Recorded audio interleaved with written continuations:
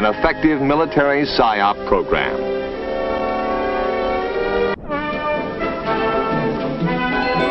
Among the support elements needed are the light mobile printing team with its printing and editorial shelters. Also needed is a radio team to support existing radio stations, particularly in the back country. An audiovisual vehicle will help to increase the effectiveness of face-to-face communications. And a loudspeaker team will support tactical operations.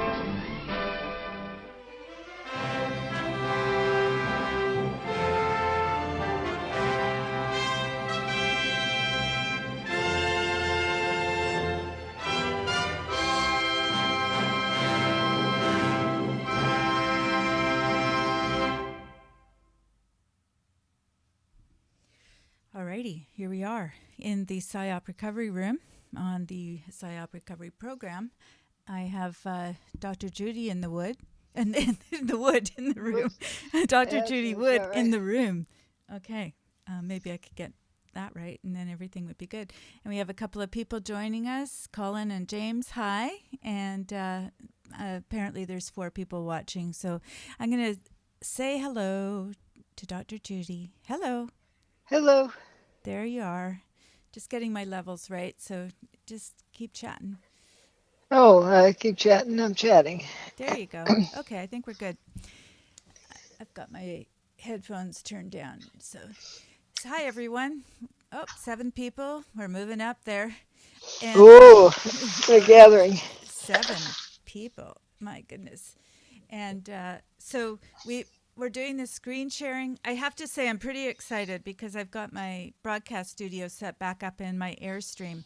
And for those of you that don't know about my Airstream project, it doesn't matter, and I won't bore you with it. Just to let you know that I take my Airstream around to different places and do broadcasts from like festivals and that sort of thing. And then things happened last year. I moved and it kind of got taken apart again. So now it's back together. I'm in the Airstream and everything is cozy and warm. I've got Dr. Judy here. So what could be better? There it is. I thought that folder went away. Okay, so that could be better. We're going to have a free-for-all today, I think, because we can just, you can talk about whatever you like. And we've been talking about various things. We talked about the Olympics last week. Sorry, my brain. Yeah, it has gone downhill from there. It's just literally. Yeah, it's not what it used to be. Like, man, do we sound old? Isn't that the sign of old age when you start reminiscing about the good old days?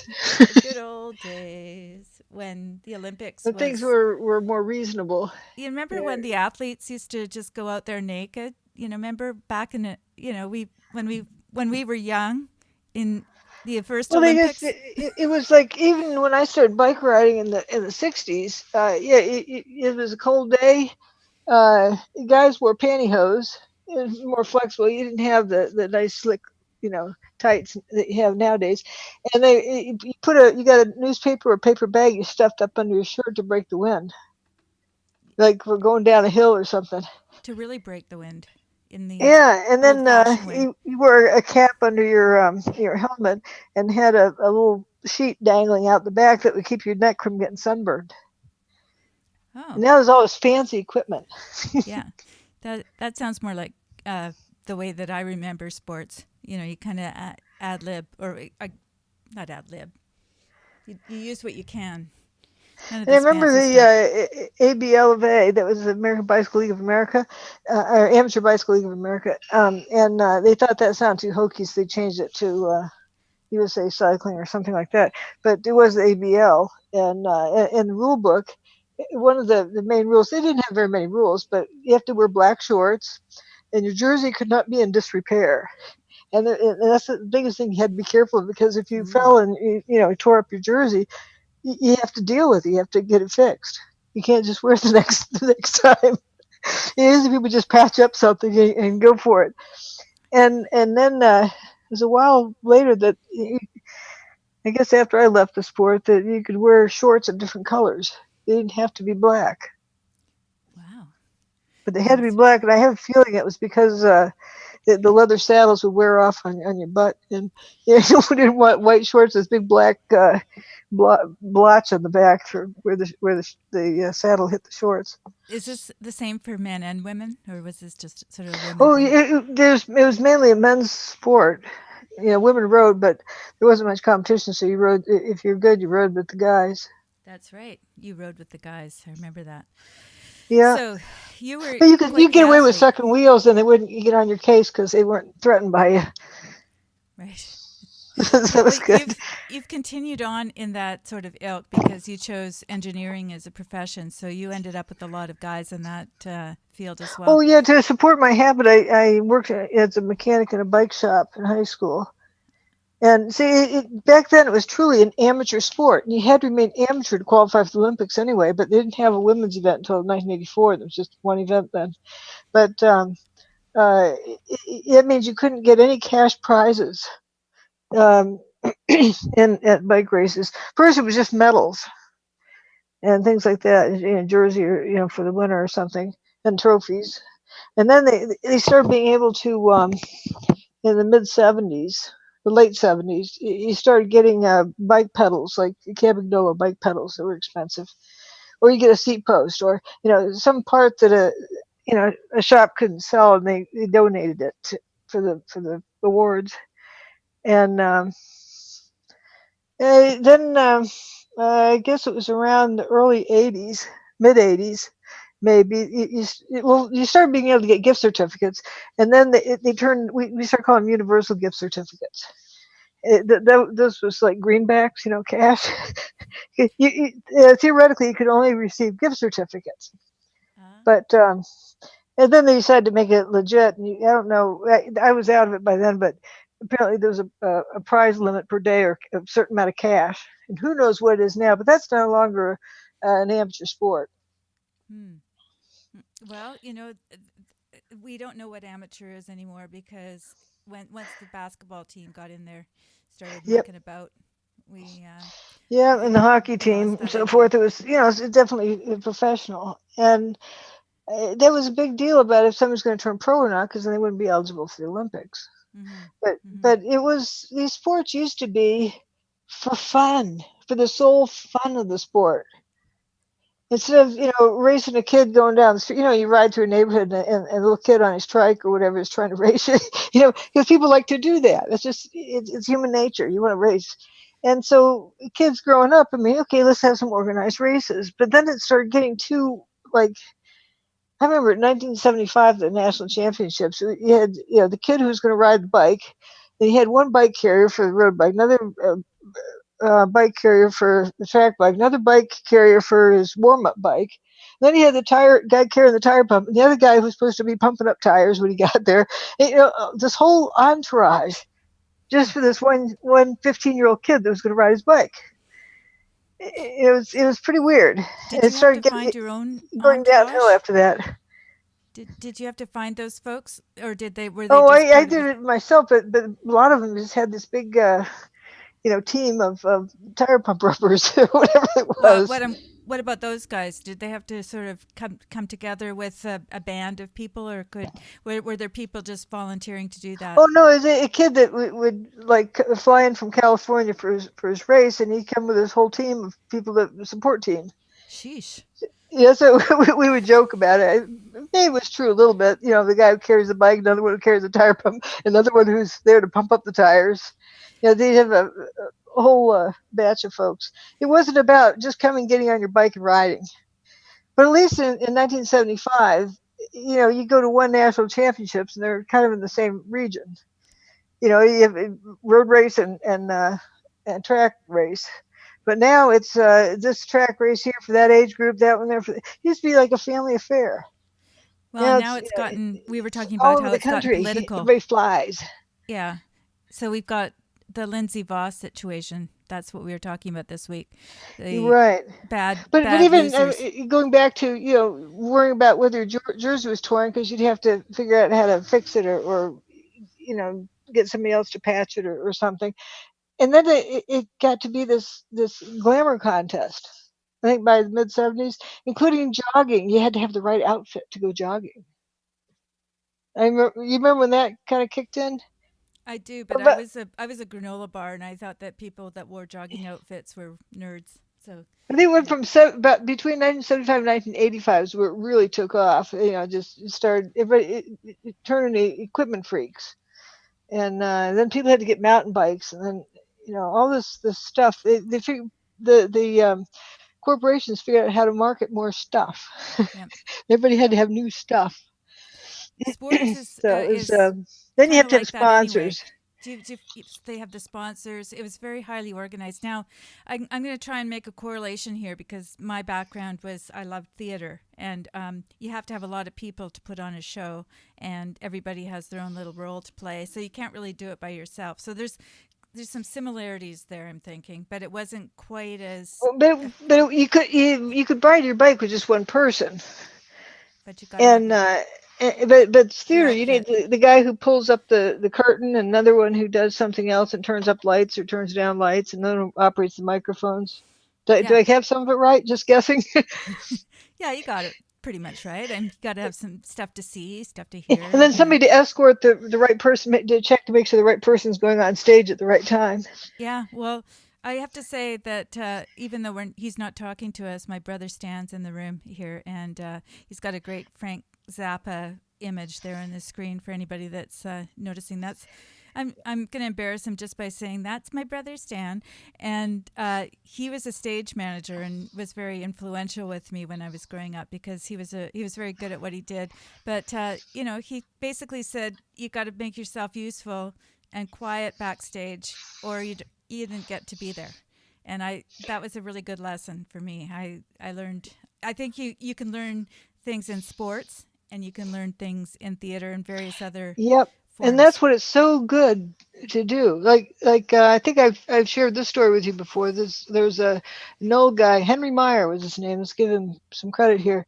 And he used to ride in the 40s and 50s and whatnot, and also rode a track bike around on the streets. Mm-hmm. He had fun doing that, and he kind of collected would-be juvenile delinquents and encouraged them to ride bikes and encouraged them to go on training rides together and organize them.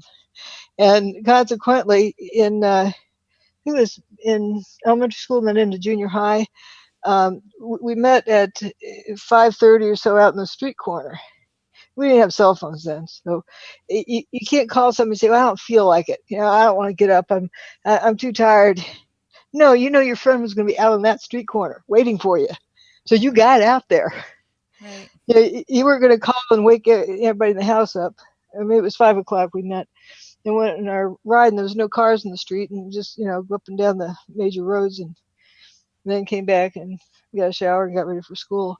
But think of the discipline he taught us by doing that. Mm-hmm. Well, I'm sure there are people in the chat that aren't as old as we are, but that I find it endlessly interesting to sort of remember how things were because we were born the same year, and things have changed so much in terms of how we communicate with one another. And it used to be you have this phone, the rotary phone, and there's one person that can use the phone at a time, and you've got this lineup of people, and it's the culture of communication is so vastly different now than it used to be. It's amazing. Oh yeah. And I was even listening to the Casey Kasem, oldies thing from I think it was the late '70s this past Yes, Sunday Casey Kasem. uh, Mm-hmm. on the radio, and he's talking about uh, there's some song, how he gives tidbits behind the scenes, and Right. there was a push button phone. He was explaining what that tones it was, and there was a record producer was one, the other one was the White House that they actually called during the recording of this tune, and he had to explain to the audience what a push button phone was. Ooh. Different than the rotary phone, that it makes a tone instead of the dial. I thought that was pretty cool. Yeah, those people that haven't had to use a rotary phone, and if you got the small fingers when you were a little kid, it's hard to explain. I remember falling once. I fell down a whole flight of stairs, and I'm holding my baby on my tummy, and my 3-year-old was at the bottom of the stairs, and all we had was a rotary phone, and on top of that, it was hanging on a wall. And we lived in a pretty remote place.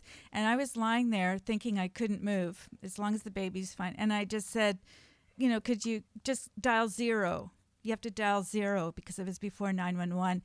And that guy trying to get his finger in there and get it all the way around. Like 0 is the dumbest number that you have to call.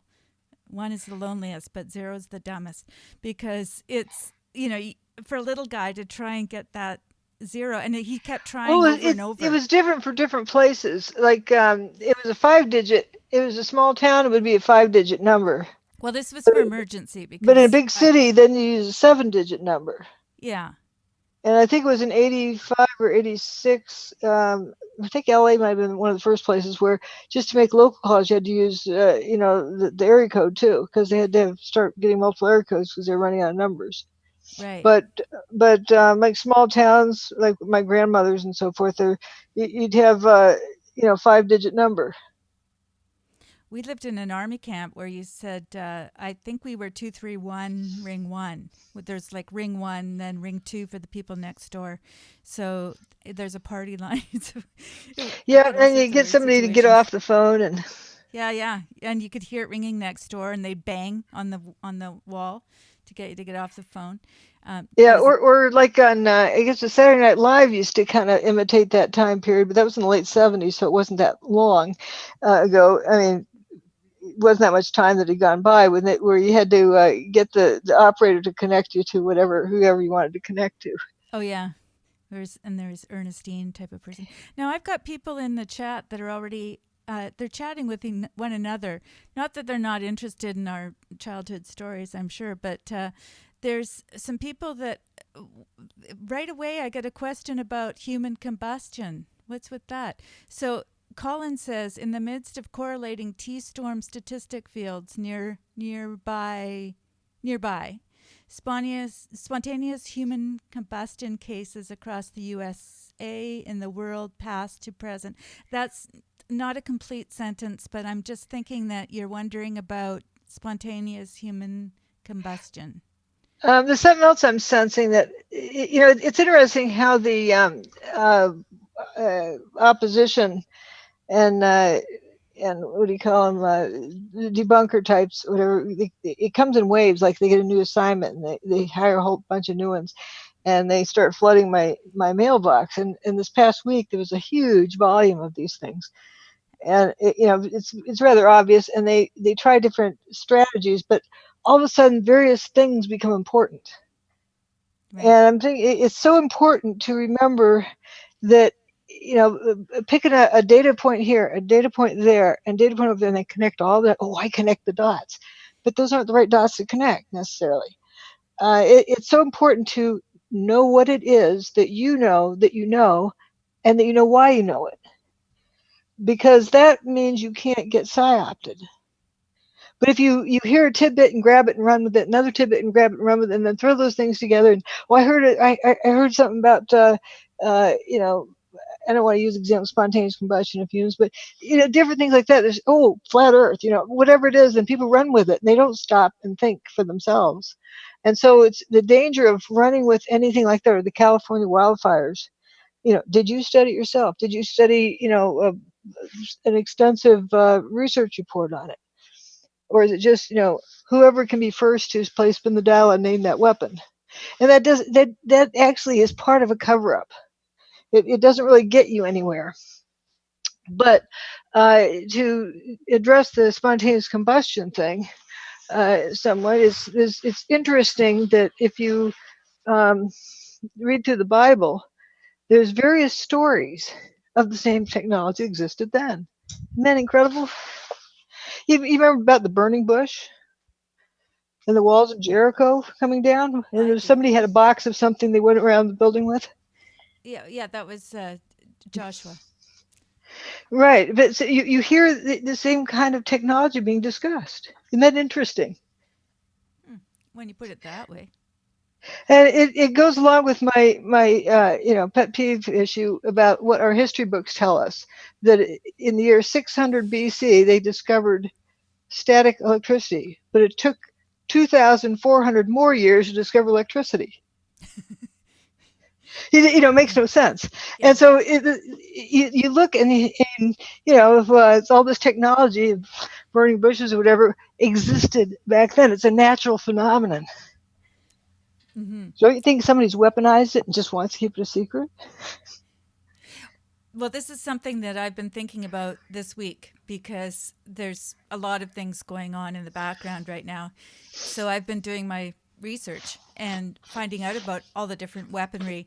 And there's one guy from Russia who was he was over here as a journalist because of course there's no fake news, just fake Russians, and so he defected, but he sort of gave up all the secrets, and he was saying these things are being carried around by some of the so-called spies, the people that have infiltrated the country. There's all sorts of low, what is it, LNER, LR. LENR, low energy nuclear reactions. That's the true name of it. And Stephen Jones tried to spin the name cold fusion because then he could debunk it because it wasn't true fusion. Right. So that was how he, just like space beams, why he pushed that so hard. And it's still out there, even though it's not something I've ever promoted. But yeah, LENR. Sorry, totally dyslexic. But I think what's also happening now, and for the listeners to be wary of this, that my work, enough of my books have sold now, people are starting to read it and take it seriously, and the right people are starting to take it seriously. Now they have a problem on their hands. They got to stomp out this brush fire because it's starting to take off. So they need to flush it down the toilet. You talking about the crew? With people who are interested in LENR. Okay. That if you see the connection of whatever, let's do it the most basic way. What happened on 9/11? The buildings mostly turned to dust. They didn't burn up, nor did they slam to the ground. Most of the buildings turned to dust in midair. That right there is absolute proof that a technology exists that can do that because it got done. The technology exists that can do what was done. And so, okay, once people, open their eyes and say, whoa, there's a technology exists that can do this. Let's see, we can use that to provide free energy to the planet. And that is starting to, get momentum. So they have to snuff that out. The managers of the public the public opinion trust. and and also perception management. Right. And so there's a whole lot of stuff that's coming out now that's stirring LENR in with, just like the California fires thing was the same thing. No one had showed the connection. They're just throwing that out there. But as you noted, that you didn't have unburned paper fluttering around the air. You didn't have people walking out of a totally destroyed house looking up at blue sky. There's a whole lot of stuff that wasn't the same. Now, something may have happened there, but that is yet to be identified. But you can't just say, well, there's a white car parked in front of the house where somebody was murdered. I see another white car over here, so somebody's getting murdered over there. You find one detail that's the same. It doesn't mean that it's the same event. But to stay the safest, instead of jumping into playing this game of name that weapon, that's not what it's about. It's about observing the phenomenon and observing various other things too. But if you really understand something, you can understand it at the most basic level, at the bottom, and build up from there. If you jump in at the top, you don't have the stability of the information. Kind of like the California wildfires. They just jump in and say, "Oh, that must have been a space beam that did that." But instead, you say, "Okay, here's what we know that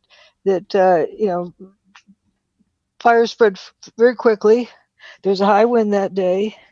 There's houses burned very quickly. A lot of things to check on, like how they're constructed, what has changed over the past X number of years. Start listing those things. You can have a whole lot of categories, but you need to study it instead of just pick one detail and run with it. Mm-hmm. And that's a big tendency. I And found it that's interesting how, makes the easiest way for people to be misled.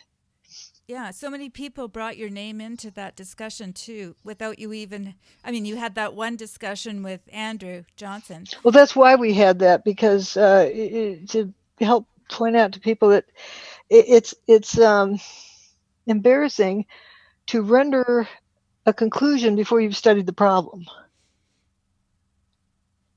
You Right. know, it just leads to embarrassment if you do that. You know, it's not scientific by any means. There's a lot of other issues, and that's what goes on with 9/11. Oh, it was this, it was that. What was it? It was thermite. Well, what was thermite? You need to start at the beginning. What happened? Mm-hmm. And then if you're going to conclude that thermite did what happened, well, you need to show a connection between those two things. Like if you're going to charge somebody with murder using, by gunshot, you need to find the gun or pretty good evidence of that gun, and that the bullet went from that person's gun into the body. That person was there holding the gun when the bullet went into the body. There's all these details. Before, I always wondered why, the Perry Mason shows, they go off on all these, it's my only court experience, but it was, why they have to show that that guy was holding the gun, that he was there at that time, and that he has powder burns on his hands or whatever they measure, and that the gun that shot the bullet makes this unique scar on the bullet, and by golly, they found that same kind of bullet inside the body and it had the same scars on it. To be able to close the deal that tightly is so important. Mm-hmm. You don't just say, "Oh, that guy owns a gun, so he must have shot that guy." Yeah, I know he was in Timbuktu at the time, but still, we know he owns a gun, so therefore he's guilty. That's what things are turning into now, Mm-hmm. Yeah. including this business about school shootings. People immediately get to, oh, we need to do away with guns, or we need to do away with this, we need to do this. Study the problem first. Yes, something's changed. List all the things that have changed. Right. Yeah. And then That see how you want things to become, and then see if you can start working towards that. these are good Let's pass a points. new law. Let's outlaw murder. Let's say make murder illegal. Oh, it's already illegal. Well, we need to pass a law to prevent things like this from happening. Well, there's already a law against murder. Yeah. So that obviously doesn't work, and you go from there. Maybe here's an idea. You remember how when we were kids we would recite uh, the Pledge of Allegiance every morning? Stand at attention, look at the flag with hand over your heart, and I pledge allegiance to the flag of the United States of America, to the republic for which it stands, one nation under God, indivisible, with liberty and justice for all. But we said it so many times. Well, that's right. You didn't have to do that one. Well, we had our And own. We your own. we recited various things. Yeah, and then, but later on, when you want to know what those words are, you can recall them. But you didn't know what they meant at the time. Right. But I think they've taken that out of the schools, I assume, at this point. But what about having the Ten Commandments? It's not specific to a religion, and have I'm not saying this is a conclusion. Just think out loud. Think of the idea. Let's say from grade 1 onward, every morning they recite the Ten Commandments, including "Thou shalt not kill" and all sorts of other things. I wonder what the effect would be on a society. Yeah. Well, I think probably if you took that into consideration with all these other so-called studies that they've done on, it's always about gun control or about the drugs, which I think are very related to each other. But I noticed that they don't pick on the big pharma. They pick on the gun control, for instance. It's very, you can cherry pick what you want to pick on. But you're right. If they lived in families like we did, where there's mom and dad, and there's a certain sense of But still, if you had to recite the Ten Commandments every morning, and well, yeah, says we when you didn't. got to school, "Thou shalt not kill, thou shalt not steal," Yeah. and so you remind yourself every day of these basic laws of society.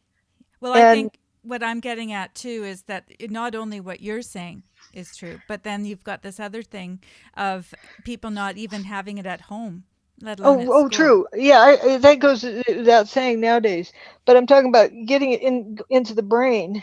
and reciting it every day, then they know they're aware that it's there for a reason, rather than now if well, a law is only a law if you get caught. Otherwise, it's not breaking the law if you don't get caught. Mm-hmm. That's the mentality. It is. And it shouldn't be about the letter of the law, but the meaning of the law. Well, I have to say that the people who are at the helm are not giving us a very good example either. Not that that's an excuse, but I'm just saying that there isn't even the illusion that Oh, keeping the right, law right. is But a maybe good thing. instead of shooting up schools, maybe that's what they are doing, because it's gotten away from what it means to be part of a community. Yes. I was saying before about, like, in third or fourth grade or fifth grade, they'd be teasing a kid, and then the kids break down and start crying. They realize that, ooh, they overdid it. And at lunchtime, somebody'd be sitting with that kid, making sure the kid didn't feel too ostracized. It wasn't their best friend necessarily, but, they didn't want the kid to be destroyed by it. That's gone by the wayside. But that was a sense of community where you didn't want to just totally destroy somebody. You didn't want to ostracize anybody. And nowadays, whoa, I'm glad I'm not in elementary school with Facebook and all that junk. So, how do you think that people are able to get away with this psyop? For instance, let's talk about 9/11 because there's so many other things, but this is one that here people are here to talk about. Uh, Oh, don't look here, look over there. yeah. And that's in common with everything. Instead of, like with let's pass a law and make it illegal to kill people. Oh, there's already one. Oh, let's outlaw this gun. Let's outlaw that gun. Let's outlaw age. Let's but it's always over there, instead of looking at what the actual problem is. Well, I understand more guns 50 years ago, but we didn't have these murders, so it obviously isn't the guns doing it. And the guns don't hop up and shoot themselves. I mean, it's somebody that's got to do that. And if what is creating that desire for somebody to do that, deal with that and try to get them early enough. Understand there's a lot of tattlers on this kid, and everybody was ignoring it, or the quote powers that be. But say, oh, I reported it, so it's not my problem. And oh, you mean the FBI didn't look into it? But if it's always not my job, there's this is a image you need to put on your website. You can probably find it pretty quickly. Not my job, and it's this double line painted down the road, and it has a squash possum with the lines going right over the possum. So, and the name of the picture is "Not My Job." Not my job and possum. I love possums. Yeah, just look up an image of "Not My Job," and then see one with a possum in the road. Okay. Oh yeah, when I was riding bikes, what the definition of a possum is? It's a round, flat thing that lives in the middle of the road. This time of year, you just see lots of them. You're right. Poor possums. Let me just. Okay, that's up on the screen now. We got a possum up there lying on. Yep, he's got a line right over him. That's good. Yeah, I like that. I mean, that's been around, I think, for at least 10 years. That's That good. one, it Yeah. is good. It cuts the chase on what the issue is. I love the way that you have these images, these things that just really do kind of give us a synopsis of what you're talking about very Yeah, quickly. not This is my a good, job. not my It's somebody job. else's job. And the more somebody acts like that, they're no longer part of a community. A community is where one person is not, maybe somebody's sick this week and isn't able to do quite as much. Well, the next, his neighbor kicks in and helps him. Yeah. Well, this is the whole thing about having a free society is that everybody has to participate. You cannot just defer it to the other person. And I think like sports, like theater, whatever it is, wherever you learn how to be part of the group and know that you make a difference, no matter what your job is, like maybe you are just helping with the tires on a bike, but you're essential to how things work overall. Yeah, And like that guy who would encourage us to get out there and give us direction, help us get going. Uh, he was a vital part of our community because of that. mm-hmm. And I think that's part of it. All these things come together because if we have people that are isolated. They can start coming up with all sorts of interesting ideas, whether it's the wildfires or 9/11. Then they'll start coming up with the reasons why these things happened before they even figure out what Know what actually they happened in are. the first place.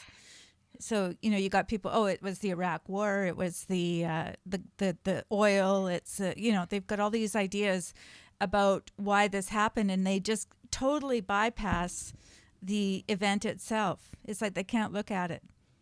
Yeah, they hate us for our freedoms. That's why the towers turn to dust in midair. Yeah, it's such an interesting psychological phenomenon, and I think that's why we both like It's the Jordan biggest Peterson too. thing for cover-ups or for magic shows. It gets people to shut off their brain and to jump that step of observing what happened and just immediately go into like arguing about who did it or why they did it or what they knew. You know, we need to go get them. We need to take them out. We need to take them all out. And You that's the know. training. That's the psyop right there, is that we Yep. move right into all these other peripheral issues without, Or claiming there's an argument about it was space beams. No, it was thermite. It was space beams, thermite. I don't talk about a particular, you know, weapon that did anything. That has been injected into there to create this back and forth image or impression. You know, I say directed energy as opposed to kinetic energy or thermal energy. We can rule those two out. So the energy was directed or told to do something. It wasn't heat and it wasn't, you know, but instead that's why it had to be turned into, oh, she's talking about a specific weapon, but she won't name the weapon. And that gets people distracted away from the evidence. Mm-hmm. Well, this is what the fellow from, you know, the Russian fellow, and I'm trying to remember his name, but he's going to be very pivotal, I think, because he's basically talking about how Russia has been trying to infiltrate, you know, American life, and it's been a very slow kind of thing. And he said Americans are North Americans are very easy to distract. I guess that was the thing. Like if you're seriously on a trajectory to try and take over a culture. Oh, just buy a TV station, you've got it made. Buy a network. Yep. Well, and in his case, he was actually the guy that was on TV. So, you know, he got invited on. Yeah, you figure out how to maneuver yourself into getting invited on TV, then you get it made there too. Apparently, if you're a Russian spy, it's really easy. Now, speaking of, you know, why my first series was called Star Wars Direct Energy Weapons. And if you go to my website, drjudywood.com, and go to the Star Wars beam weapons, I had a computer at the time that couldn't. It had a limit to how long the file names could be, so that's why I had to truncate it. I couldn't fit in weapons. Star Wars Beam 1, Beam 2. You know, that was the limit of the character length. But okay, so what's the? Yeah. Tell me where. Okay, I've got it. I've got it. Okay. Just and Star Wars Beam Weapons. And it explains in this yellow box, and it's funny, people make fun of me, and they show the page on their debunking thing, and you look, and it's right there. You're looking at him in the face. Okay, just a sec. By yellow box, do you mean the bathtub? At the top of it, you go to the series, Star Wars Beam Weapons, any Yes. of the pages of that, and you use a box with a yellow background. Right, and this is page 1, the bathtub is what I'm on right now, just to let you know. Okay, and it's on all of them. It says, at the time this article was being developed, many people expressed disbelief that energy weapons existed outside of science fiction until they were reminded of the Star Wars program, also known as the Strategic Defense Initiative, SDI. Yeah. The name of this article was chosen as a reminder that energy weapons do exist and have been developed over 100 years. Most of this technology is classified information. It can also be assumed that such technology exists in multiple countries.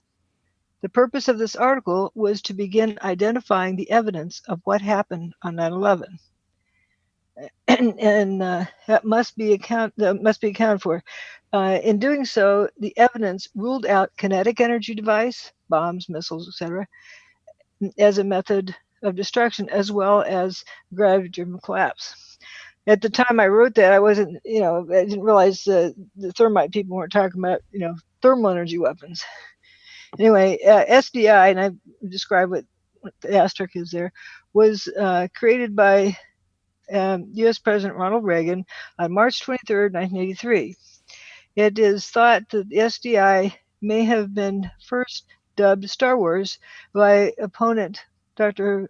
Carol Rosen, a consultant and his fine print, and former spokeswoman for the Werner Werner von Braun.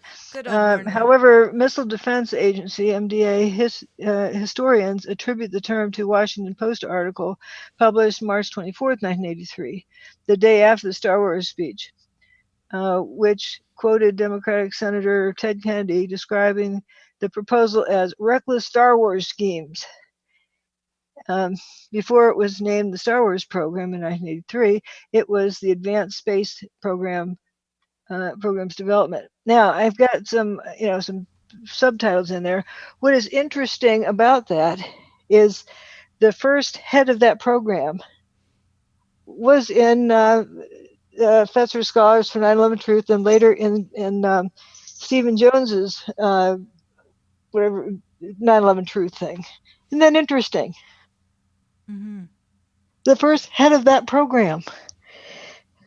And there's various other ones who were in that program. Now, don't you wonder why they're in there? And they just didn't recognize the technology. Mm-hmm. Yeah. That was Robert Bowman. Right. Yeah, he was the former director of the program. But Jones and all were saying, "Oh, energy weapons don't exist." Well, what did they do in the Star Wars program? And by putting it at the top of the article, it was they couldn't ignore it. Mm-hmm. They couldn't, and people at that time that this was first posted, just were unaware of that. But now everyone, knows of that. So it did its job. Yeah, you I could have posted pointed out. I could have said, we got laser pointers. We have infrared. What do you call it? The TV remotes. Mm-hmm. Yeah. Well, a lot of the technology that we're using right now it's interesting because I'm beaming this from one device to another. So we're using it all the time. And even have power that can be wireless. There's all sorts of wireless stuff now. But, when I first put up this article in 2006, that was not the case. But, it's definitely known that way now. Mm-hmm. Well, much more so anyway. But that was the purpose of it. But, of course, Stephen Jones capitalized on this. But even before this article came out, he was saying, "Oh, Judy Woods and Morgan Reynolds say this is from this beam from space," and he's holding his hand this distorted way, like showing how difficult it is to hold your hand up. So subliminally, so therefore, nothing could come from above. And isn't that idea ludicrous? It's amazing how he was doing that. Mm-hmm. Exactly. Just wanted to give you some feedback and let people know in chat that we are watching, or I'm watching, and they're responding to what you're saying, Dr. Judy. It's on the other side of the token. Kids aren't taught to deal with adversity. It's safe spaces and coddling. That kind of goes back to what we were talking about. But it's all kind of part of the deal. I think this is how we're also being co-opted into this mindset. Exactly. Whoever it was in the listening room, whatever, they've got it spot on, because if someone cannot tolerate being, out of the majority, they're going to tend to let go of their own thoughts and grab onto the majority. Yeah. And so you have this hive mentality, or in the case of AE 9/11 Truth, you have one list of talking points. You get on that page, or you get out, or you get banned. You're not allowed to think independently. You have to, I mean, you hear, stand on orders, put options, all steel shipped to China, steel-toed boots were melting, Jane Stanley, it's all these things you've heard over and over again that people repeat. Oh, and Bush's cousin's uncle's dog, or whatever it was doing. Who knows? Somebody in charge of security. But they have no indication of what happened, and they don't realize that in order to solve, a crime, you need to begin with what happened. And so, what is this Jane Stanley? That was the one who said Building 7, went down before it did. Let's look at the logic of that. This is top secret information, supposedly. And so why would a reporter from the BBC in England have that information? Why, they're trying to say that shows it's an inside job, or it's it's premeditated. But why would the news outlet have that information? For what purpose? It was just klutzy. Everybody wanted to be the first to announce something. Somebody hears a rumor from somebody else, and they wanted to get it out in the air, and you're just tripping over each other. Just like, One Liberty Plaza. I've got a picture of a ticker across the bottom that says, now it's been confirmed that One Liberty Plaza has collapsed. To this day, it's still standing. Yeah, and it's not to say that these things are... they're not lies. There's just everybody's getting overexcited and wants to quick announce something, and they hear a rumor and they run with it. And it's not really as important as proving that it was not as advertised overall, because, that's clear that it had to be a quote unquote inside job if it wasn't as advertised. I mean, it's just logic there. Well, not necessarily either. It could be that, let's look at this scenario. Let's say somebody, wants to blackmail Bush. And he calls their bluff, and they poof the towers, and then they give a gun to his head. So he's not going to tattle on them. You can think of that. There's a whole lot of different scenarios, but who runs our government? Well, it isn't Bush, at that time. And then you look at the, what do you call it, the NIST report, and they're supposed to be investigating stuff. Well, if I were, a scientist in charge to look at this and say, oh my gosh, look at that amazing technology. It can do amazing things like provide free energy. Let's go study it. Why wasn't there a single person who had that perspective? No, it was all locked. Thou shalt not think outside the box. Just you say what you're supposed to say, and things have gotten much more that way. Kind of like as Eisenhower, as Eisenhower had predicted. May I just say something about that too? Because I was just going to say something about the fact that there are people like Eugene Maloff, Dr. Maloff, who was wanting to use it in that way, and he mysteriously disappeared, died. And so let me explain more about him. He was at MIT, a full professor, and they tried to reproduce Pons and Fleischmann's work, and it appeared they couldn't, that they got no results. Well, it turns out they had jimmied the data, and Malov discovered that. They're like, you guys are dishonest, because they shifted all the data down so it looked like there was no excess energy. And he brought that up, and of course he was at odds with them. That's when he resigned and decided to go off on his own and create the New Energy Foundation, I think. But you betcha they need to shut him up. He was a problem. He couldn't be controlled. Well, that's the thing. So when you're talking about the fact that there are people on a narrative against cold fusion, for instance, it's because the others have somehow been silenced as well. So there's that part of it. Yeah, I don't think they would be at a university or even get a position, much less get tenure, if they didn't get with the program, whatever the program was. Now it's become, even more so. Back then, there could be some honest people, but now it's like you have to be either that, or you don't get involved. You keep your head down. You don't talk about these other things. Just stay away from it, and just talk about your little thing over in this corner. And then you stay out of trouble. And it's really sad. Well, that kind of goes back to the possum idea, because I think we always Not think mine. that there's going to Yep. be somebody else who's going to take care of this thing. And I think, like you with 9/11, people go, oh, well, she really wanted to write this book and, get herself into this I was waiting situation. for the grown-ups to take care of it. Whose That's job it right. was. I had my job. I love And I that. That's and then after it became clear that the grown-ups weren't going to deal with it. Well, whose job is it? That's what I realized. Somebody needs to do it. And I was thinking it would just take a few years out of my life. It'd probably derail my career for a little while. Then I was my thoughts were I was kind of jealous that the people who were just going on about their business, they'd be getting promotions while I'd be going around in circles for a couple of years. But still, it's something that needed to be done. And I didn't realize it was a one-way ticket out of there. But I've learned so much more, and it isn't life just a set of learning experiences. And so I've had a much more full life because of it. That if those who didn't go off to the side, who just kept their head down, kept going a straight line, must see the world very differently. Just whatever they see in their tunnel vision, hmm and have no idea what the world is really about.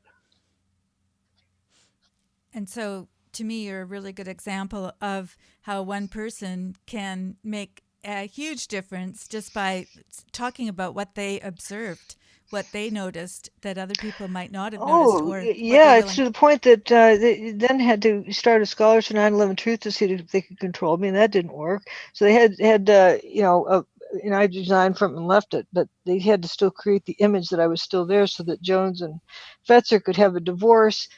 Why'd they start with 2 leaders? So they could have a divorce and make it look like it was my fault. All this distraction, and then that wasn't working. So they had to send Engage to start this AE 9/11 Truth stuff for distraction. And then, but they do know the power of, oh, we have X number of engineers and architects. Not that they do anything. We just have the names and address of these folks. Some don't even know they're on the list. And I spoke to one actually, a former professor from Virginia Tech. He had no idea he was on the list. Um, but I thought, so I just named specifics here. But the perception given out is all these engineers, architects, they must be right. We had this one little Judy Wood character over here in the corner. Oh, and look at all these architects and engineers. That was the whole function of it, to make it look like they had something. But there is something I'd like to add that I was looking into this week that's very interesting. I haven't been paying attention to what Gage is doing, for the past who knows how long. But just yesterday, I started saying, I know he spent, was it $300,000 to buy an answer from a university. You know how you can buy whatever answer you want. And so Okay, I I don't assume know what you this mean by that. professor. Can you You know, just dial what? back a bit and let me know what you mean by that? By an Oh, answer? okay. See, I'm a forensic engineer, and that's my qualification. How many people are forensic engineers and know how to determine what happened and how it happened, why it happened, and so forth? Well, so Gage was kind of stuck by that because he's not even a scientist; he's just an architect. Strip malls. Doesn't even know what seismic signals mean. So to trump that, they had to find a forensic engineer with high ranking, as a trump card. So they hired one. The only one they could find was in University of Alaska. So they were going to give him $300,000 to do this research for them, to show that it was thermite or bombs in the building or whatever.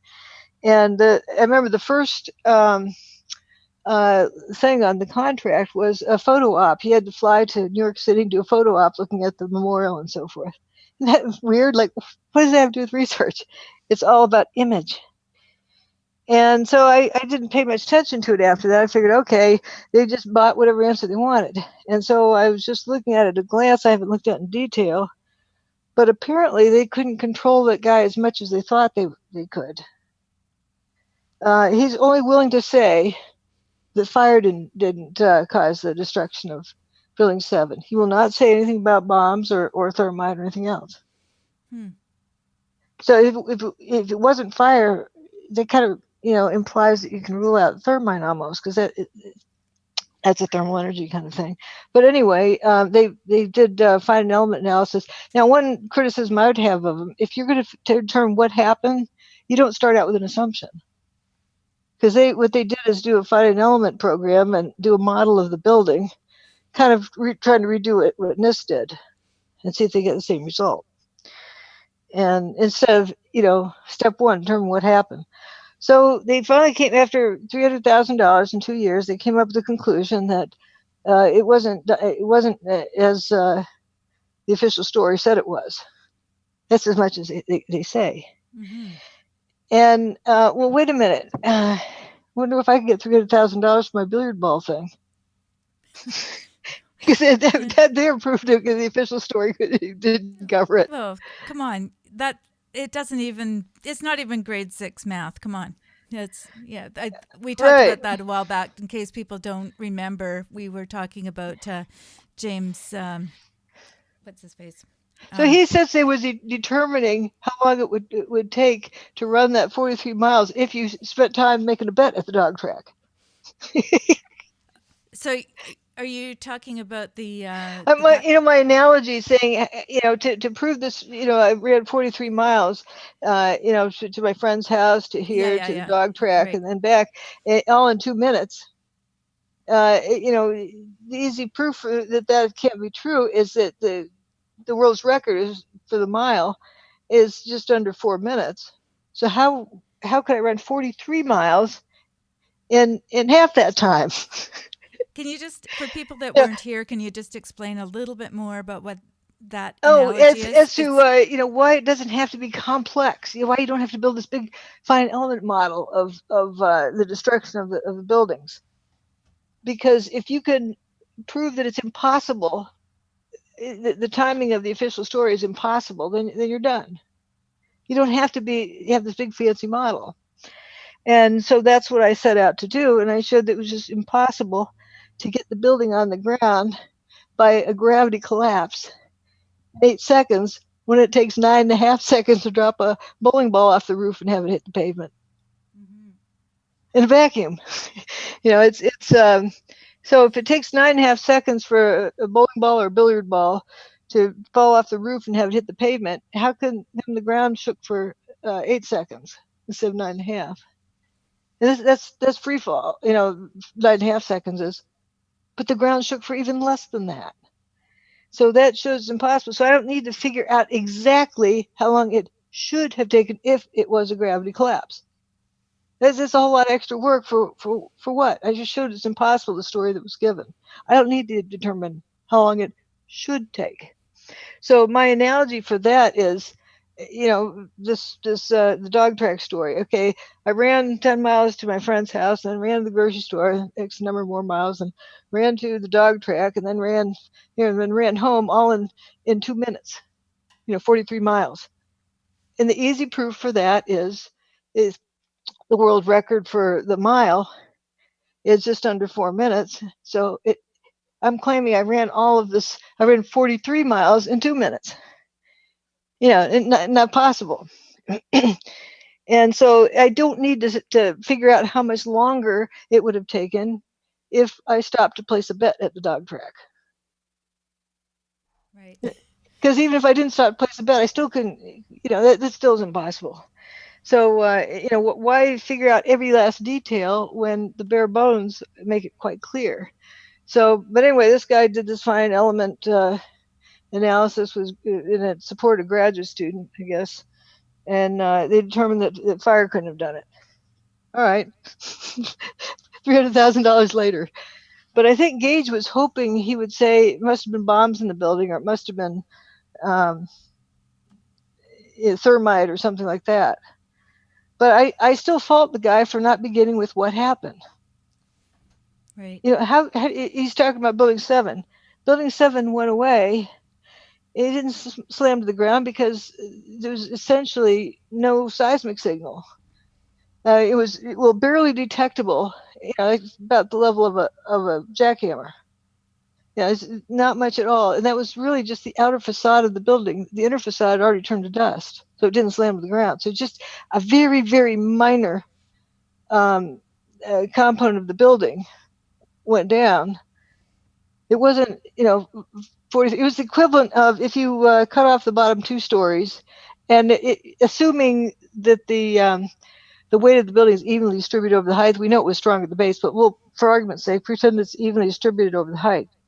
So if you take the bottom 2.5 stories with nothing above it and drop that to the ground, it'd make about the same surface wave as what was recorded. It's a 0.6 on the Richter scale.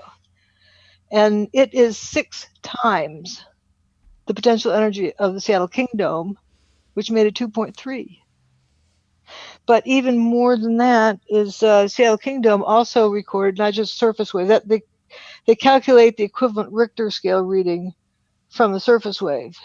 But Seattle King Dome also generated S wave and P waves. They recorded all the seismic stations. But none of the events in the World Trade Center on 9/11 made any detectable S or P wave, including Building 7's demise. Okay. Well, there is somebody in chat now. I haven't been following chat completely, but they're still on an idea of thermite being involved. And so it's ignited on structural elements. It burns to weaken the frame. Regular explosives do the rest. Okay, well, I think you've just explained how that's not possible. See, thermite is action is thermal energy, and bombs, their action is kinetic energy. Both of those are ruled out because of the evidence. There were survivors in Stairway B, 14 of them, of Tower 1, Stairway B, and there were 2 people who survived who were above that point when the building around them didn't even survive. And they thought they were goners, because they're at 2nd, 3rd, and 4th floor. And they thought they had 106 stories of building garbage above them. And by the time they could excavate them out, they'd have starved and dehydrated to death. But then the dust cleared, and they looked up and saw blue sky and walked out. All 14 of them. They didn't report being crushed. They didn't report being burned up. They didn't say anything about temperature. There was just a lot of dust, and the dust went away, and out they went. I think it's a good idea for people that have questions about how the building went away to take a look at some of the other videos that we've done. I'm not sure if you wanted to bring something up onto the screen just to show there's stuff that people stop and think. This is what the biggest psyops was, that all this talk about bin Laden and building collapses and people saw airplanes. That's what the airplanes were so important about, because they got the emotions involved. Right. Oh, somebody did this, and people shut off their brains. But take the stories out of it. Pretend you don't hear a thing, and look at the screen. Go back to your memory of what you saw on TV on 9/11. You saw all this dust all over the place, tremendous amount of dust. And then afterwards, there's not much stuff on the ground. That's weird. I've got in my book a picture of an earthquake that happened in Pakistan. And you got his apartment building where all the floors are, piled up, stacked up, and people are running up there to see if any survivors. You see all these people, they're trying to help them. Crystal clear air, no dust much in the air. There's a little bit here and there, but not really any significant dust. There's chunks of stuff here and there, but that's it. That's it. There's a pile of stuff, but it is nothing like what happened in the World Trade Center. Of course, it was a different architecture, but still, the amount of material that was in those towers would have looked like they gave a pickup sticks. You'd see this huge pile of random junk, just big steel beams, floor pans, and elevator parts, and desks, and I don't think any desks were found. There's no recognizable portion of a toilet anywhere. You should have like 3,000 toilets. And there's urinals too. Those are easy to spot. Like a house fire or something, you see, leftover. they might fall into the crawl space, but you get pieces of bathtub left, pieces of toilet left. None of that was visible in any of the debris on 9/11. That's weird. See, don't have to jump to any conclusion. just realize what the evidence was, and that is just downright weird. ARA, Applied Research Associates, who was one of the contractors on this report, they're developers and manufacturers of energy weapons. Just a sideline there. But they also are researchers of what bombs do. And they have this place out in the, I don't know, it's in the Nevada desert or someplace like that, where they have their own cement making outfit, and they build these buildings to blow up and see what happens. Yeah, we blow a building up, it blows chunks. Get big chunks, little chunks, in between size chunks. They're chunks. But what happened in Manhattan, the dust particles were finer than anything anybody had ever seen. They were about 1/100th of the size of red blood cells, or in other words, the size of DNA. You inhale it, boom, right into your bloodstream. It probably crossed the blood-brain barrier. That'd kill anybody, with time.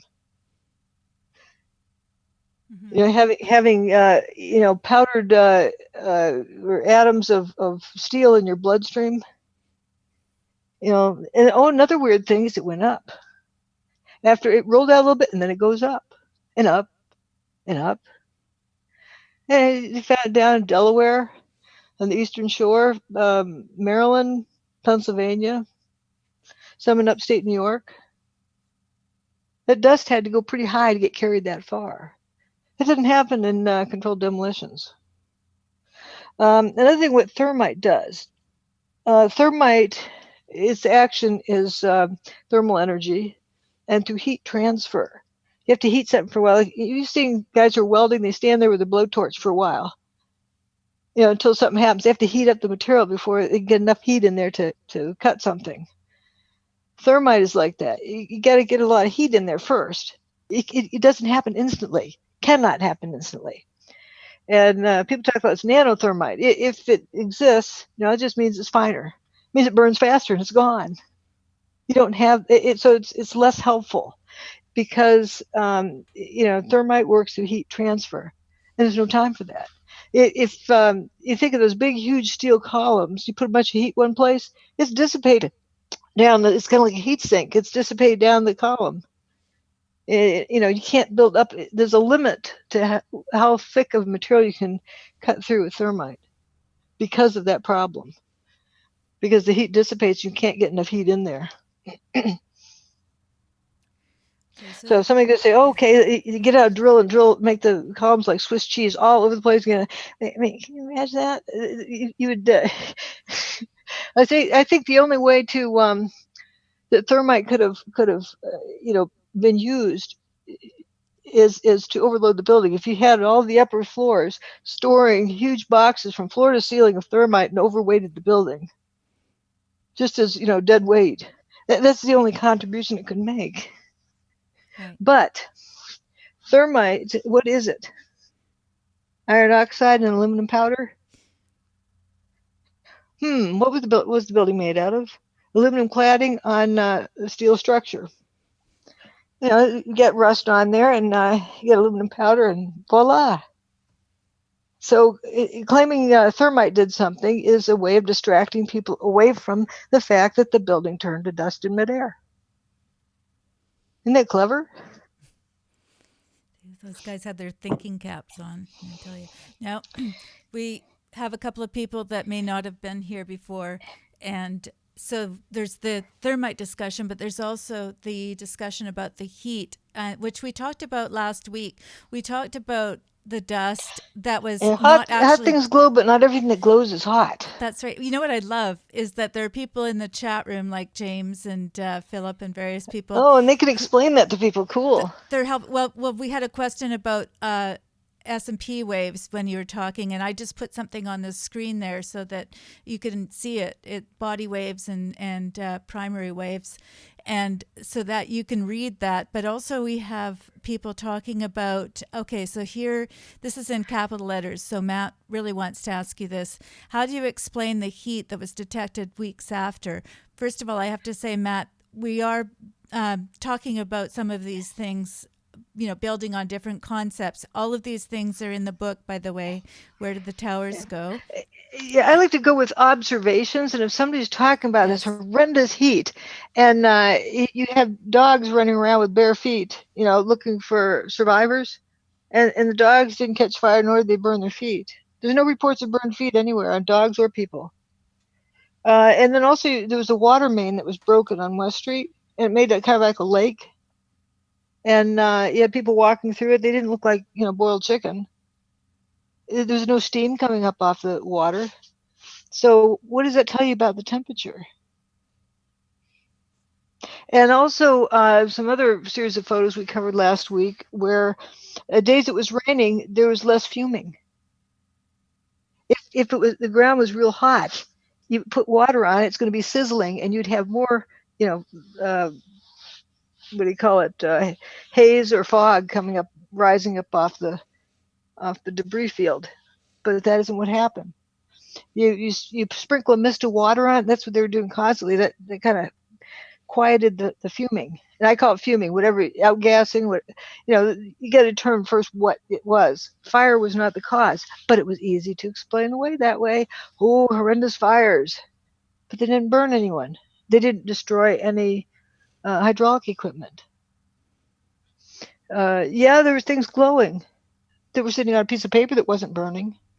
And the best piece of evidence about that is, remember when the Pope came to visit, he went shuffling into the archives room, or the memorial, and he comes in. He didn't even want to make eye contact with. There's this Bible artifact that had formerly liquid metal that was solidified on the pages, and the pages were not burned.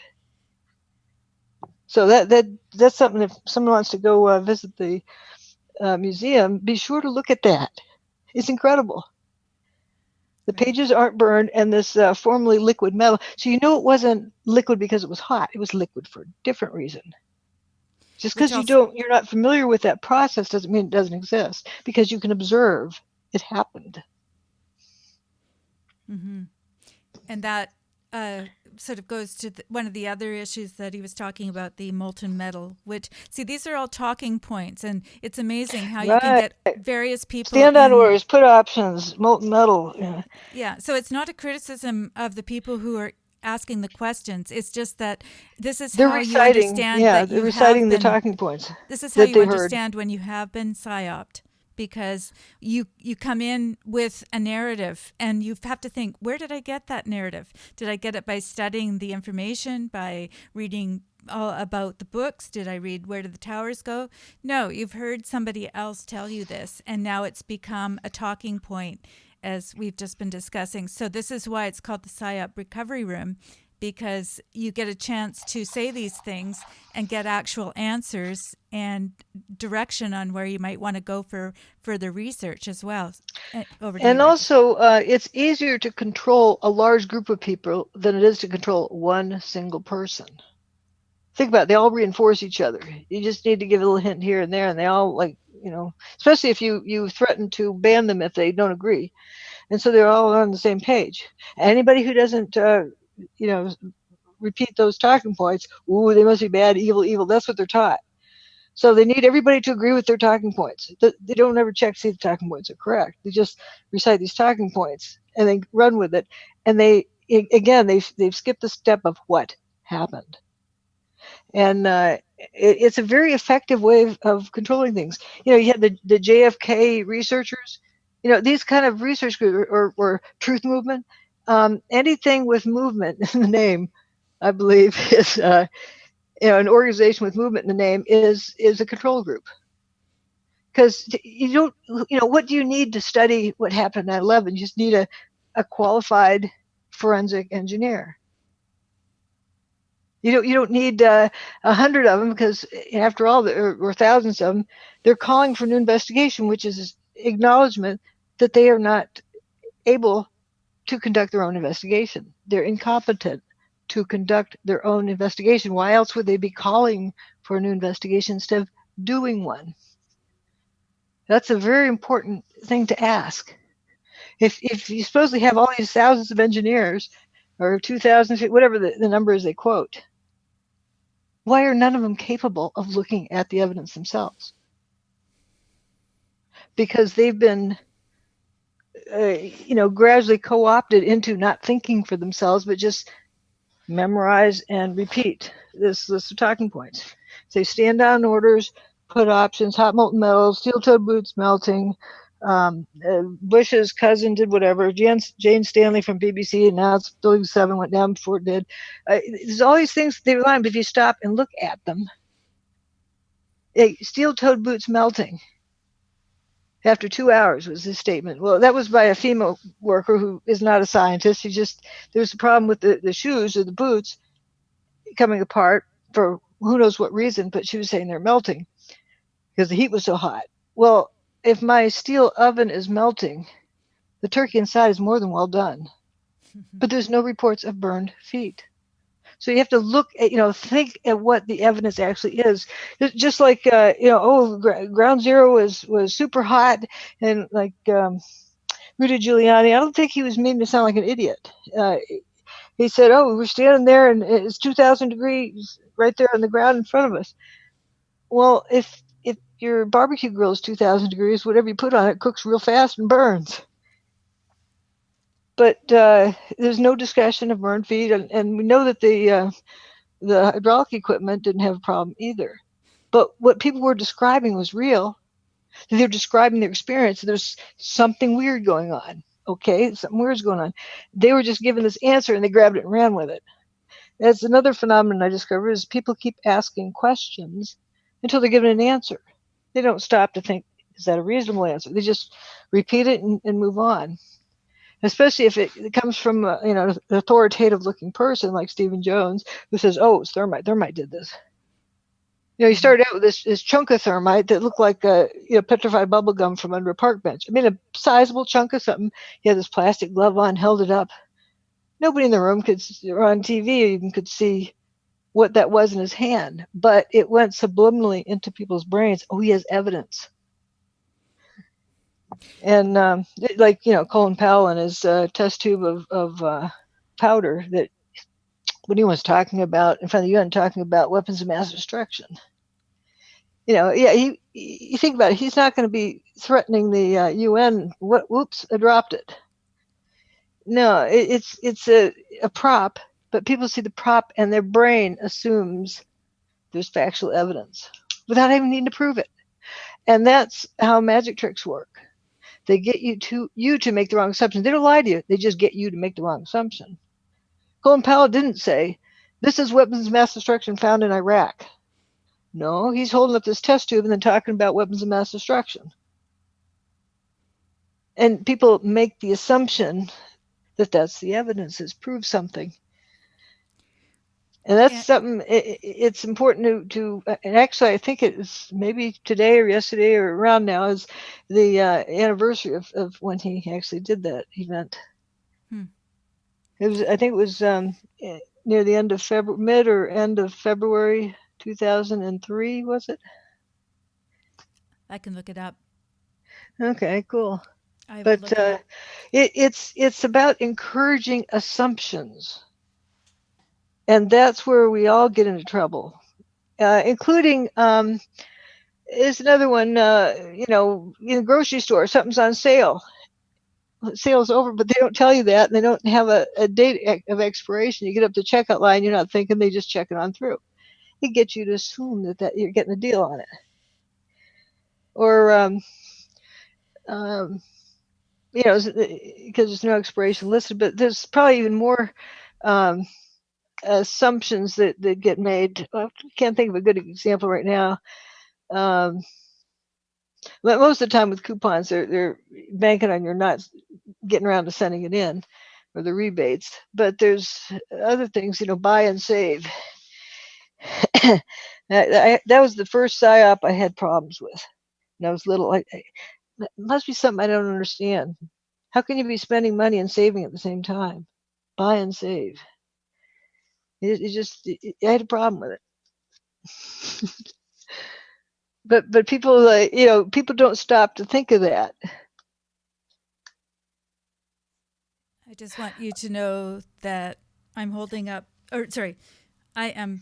up the video of Colin Powell holding up that little vial of whatever it was. There's a video going on in the background, just so you know. So yeah, that's the famous shot of him holding up something, and we're supposed to It believe looks like powder this. in a test tube, but you don't know what the powder is. It talcum powder or baby powder, but your brain assumes it's weapons of mass destruction, like what he's saying, and so you assume it's absolutely confirmed, 100% sure that there's weapons of mass destruction right here. Here's the evidence. Yeah. It's So amazing how that works. one of the things, there are people asking Yep, I see questions it. in the chat room, and I just want to inject something here, because it took me quite a long time before I really got the hang of this. And rather than asking the questions like we do in a classroom, and it's great to ask questions, but coming to the table with a suggestion or something that we've thought about critically. Now, there's somebody that's asking about, the jumpers, and we kind of go all over the place instead of saying, okay, for me, this was helpful. And Oh, I sort of looked at a yeah. microwave, and I thought, okay, this is the technology, because we were talking similar. We're not saying it's the technology. We're saying that, or I am saying That's an that example. It's an it's an example of example something. of something that I can relate to, because I've always found it weird that you could cook something and the paper napkin doesn't burn. So I found that weird. And then I thought about an egg exploding. Certain things, when you put it in a microwave, do very odd things.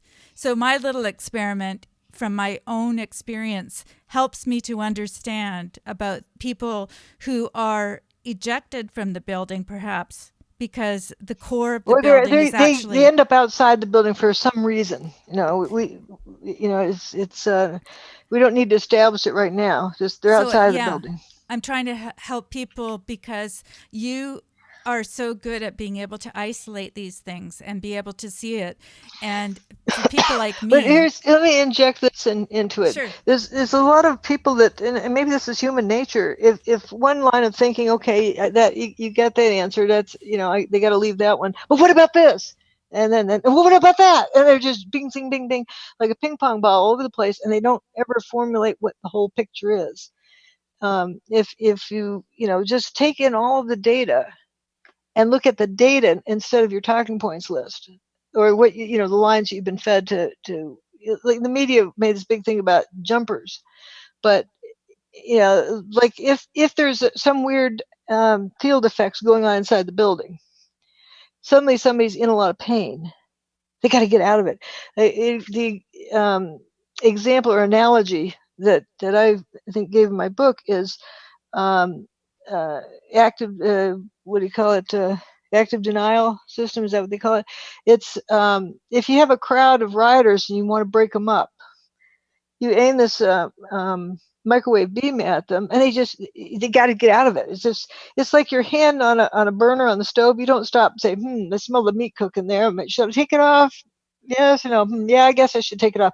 No, if your hands burn, it's off of there. You don't pay attention to where your hands go, and it flies off of it. It might even hit a cabinet or hit some, but knock something down, or your hand just flies off of there. And so if in this active denial system, to disperse the crowd, you can't just grit your teeth and deal with it. It's just intense. You just got to get out of there. You don't care where you're going. Just getting out of the way of the beam. And so if something like that, a very painful, uncomfortable field effect was going on inside the building, you'd be just jumping from it, and then suddenly, whoa, how to get out here? Yeah, and it's too late. So that's what I mean. They are outside the building for whatever reason, and it could be they had no idea. And some of them, I showed pictures of in the book, like a guy flapping his wings. If you chose to kill yourself, you wouldn't be flapping your wings. He's flapping his arms. You can see they're out of focus. They move during the shutter speed of the camera.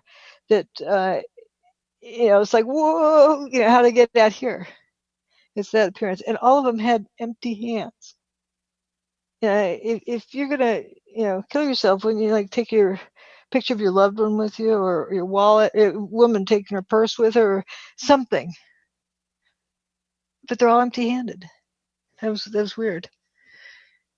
So it's Yeah. So there's some, and also people don't jump out of fires and commit suicide. There's always reason to hold out hope, except in this case, as the firefighters said, 20 years on the force, they never once saw anybody jump out of a window. Somebody else saw something from the third floor, but they had a net waiting for them, and that was even hard for them to do that jump. But to have like 1,200 people coming out of the building from Yeah. so far up, there's no way they're going to survive.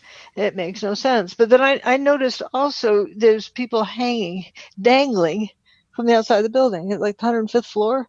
So one guy looks like he's taking off his pants, dangling from one hand and one foot from the 105th floor. Oh yeah, it's just a nice day to get a suntan. No, firefighters fight fires with clothes on, not in the nude. The more clothing you have, the more protection you have against the fires. You can deal with sweating or whatever in your big turnout coat. It's you got to keep that fire off you. So why is somebody taking their clothes off? There's something else going on. Like Johnny was talking about how you put something in the microwave if it's wet, like a wet piece of chicken, it'll cook while the paper towel it's on doesn't. And maybe the clothing was wet. And they realized they got the clothing off, they quit feeling this electrocuted kind of feeling or whatever it is, or burning sensation. But it's just one thing we do know is there's something weird was going on. There's lots of people who had their shirt off, their pants off, hanging out the window. No, they aren't, having an affair at work. There's something that was uncomfortable, very painful to have those clothes on. And to be hanging from a hand and a foot, dangling out the window of the 105th floor. That was remarkable. There's a lot of things like that. If you just, start studying all these things, you come up with some conclusions you can make rather than starting off with, it was this, it was that, playing spin the dial and name the weapon. That's exactly what we're doing here, because we've got pictures that hopefully will help you to take a look yourself and understand that it's not just what you've been told. You can actually look at the pictures and see things for yourself. And once you start to do that, it becomes very obvious that there's odd things going on here. And I just want to say to Matt, who posed these questions, that he's saying thank you to you. Oh, wonderful. Thank you. He says just that day turned not only my world, but I'm sure many people's worlds upside down. Sorry, the chat went by too quickly. Many millions of people's lives upside down. And that's the problem. You see, we get sort of emotional about it, and then all the rest of it goes out the window as far as our thinking skills. So we're sort of drawing you back into a place where you can start looking at these things in other terms, whether it's a microwave oven or whatever. You don't have to look at the pictures of people being thrust out of windows or whatever's happening there, but you can take those concepts and you can see how that might have happened, if that makes sense. I see that somebody posted something about a gelatin bee. It's another storytelling thing. What does that have to do with what happened to buildings? The buildings, most of the buildings turned to dust in midair. You could see them turning to dust in midair. Some people sitting on a floor somewhere, whatever they're doing, if I failed to see the connection. And, it's just like with, what about thermite? Well, what about bombs? What about RDX? What about, look at what happened. The building did not burn up, nor did it slam to the ground, but most of the building turned to dust in midair. It's amazing, and all the evidence is consistent with that. If the building slammed to the ground, you'd have an S wave and P wave recorded at the seismic stations. Didn't happen. If all the stuff slammed to the ground, you'd see a big pile of stuff left over when the dust cleared. Didn't happen. These guys who were on the second, third, and fourth floor of Stairway B, that was all that was left of the building. It was just that little place right in the middle. And one of the guys said it was like walking out onto an empty football field. It's Because and the important thing is to resist the temptation to jump to an answer, but just to, it's not the right word, say enjoy the evidence, just savor the evidence. Just, it's a horrible thing, but take your emotions and put them over on the shelf and just look at the evidence. That'll actually relieve you probably of some of the more painful emotions, is just focusing on, oh, here, I'm going to go look for this in the debris. I'm going to go look for a toilet, see if I can find a toilet. So you're not thinking about flying bodies and horror scenes. Just focus on okay, then, well, isn't that weird? I couldn't find a single piece of a toilet anywhere. These buildings had like 3,000 toilets altogether in them. And then, file cabinets. There's only one that was found. It looked like a basketball. It was wadded up, but not burned. It had colored dividers in it, and money, paper money, cash. They called the owners of, it was the Ben and Jerry's, under the first level underground, and they came and collected their money that was in their file cabinet. But that was the only file cabinet found in the whole place. That is weird. What about a whole bunch of computer monitors? There wasn't flat screen days. They had big monitors then. Didn't see any fragment of any. It goes on and on. Like, you look and there's not much left. There's just a lot of dust. But you also look at the streets a couple blocks over, and it's like ankle deep, or not quite knee deep, but significant above the shoe deep in dust. That's a lot of material. And you look from a overhead shot of the area, maybe from a helicopter or satellite, and you can see sort of a circular arc on land, and you can kind of guess that that's probably was a similar thing over the water. A big, circular pattern of how far the dust rolled out. There's thick dust in there. That's a lot of material. I'm just finding pictures to show people as you go along. Sometimes we have Dr. Judy with her screen and she's sharing it. Sometimes we have me. Well, I didn't know quite where to go, and I got busy answering questions. Got distracted. That's what I'm here for, to help with, trying to create some visuals for people in the chat room, because there's other things, and I don't want to go all over the place because it gets confusing. And one of the things that's really great about Dr. Judy, and one of the things that you'll learn by being in this space at this time, is how to think a little bit like she does. And really that's just taking things one by one and staying with it. Take a look. Why don't you take a picture from the book, for instance? We did this kind of a little bit last week, and see what you can see in it. Go to the website, Dr. Judy Wood, and see what you can see in one picture, and stick with it for and notice lots of peripheral details, not just what you're told to look at. That was another thing that I discovered about Stephen Jones. I always looked at all the details in pictures, but when he started showing images, he said, "See, molten metal in the street, molten metal in the street," so that people wouldn't look at anything else in the picture. He told them what to focus on. It was like a memorized flashcard, so the next time they saw that, they would say molten metal in the street. And then I got to looking at, wait, these glowing things sitting on pieces of paper that aren't burning. But people didn't see that because they were showing this image, molten metal in the street, and they just would, fall in line and just repeat it without stopping and thinking about what they're really looking at. It was a pretty interesting thing. It really distracts you. Like those pictures still on the screen here, you see on the right-hand side these little fragments that don't seem to be trailing dust, but you have dust trailing off about everything else on the left side. And yes. Where it's coming down, that's building 7 on the left, and then right at the bottom of the picture in the foreground is the Verizon building. So this stuff is falling down on Vesey Street between building 6 and the Verizon building. You see all that stuff aiming down there, and then afterwards you go and you look, and there's only a couple pieces of aluminum cladding and a whole bunch of unburned paper. That's it, in dust.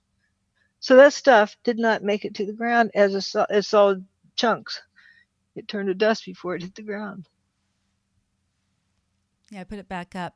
I had taken it down while you're talking, but this is the Oh, picture that Dr. Judy's talking about, and I'm going to try and put it on the other screen as well. So carry on. okay. I do have my PowerPoint thing. If that would be useful to start, Sure. or should we do? We'll do that another time, maybe. I think that's what I'd like to do is to go through your PowerPoint and invite people to come and go through the whole thing, and then also there'll be an archive of it so that people can take a look.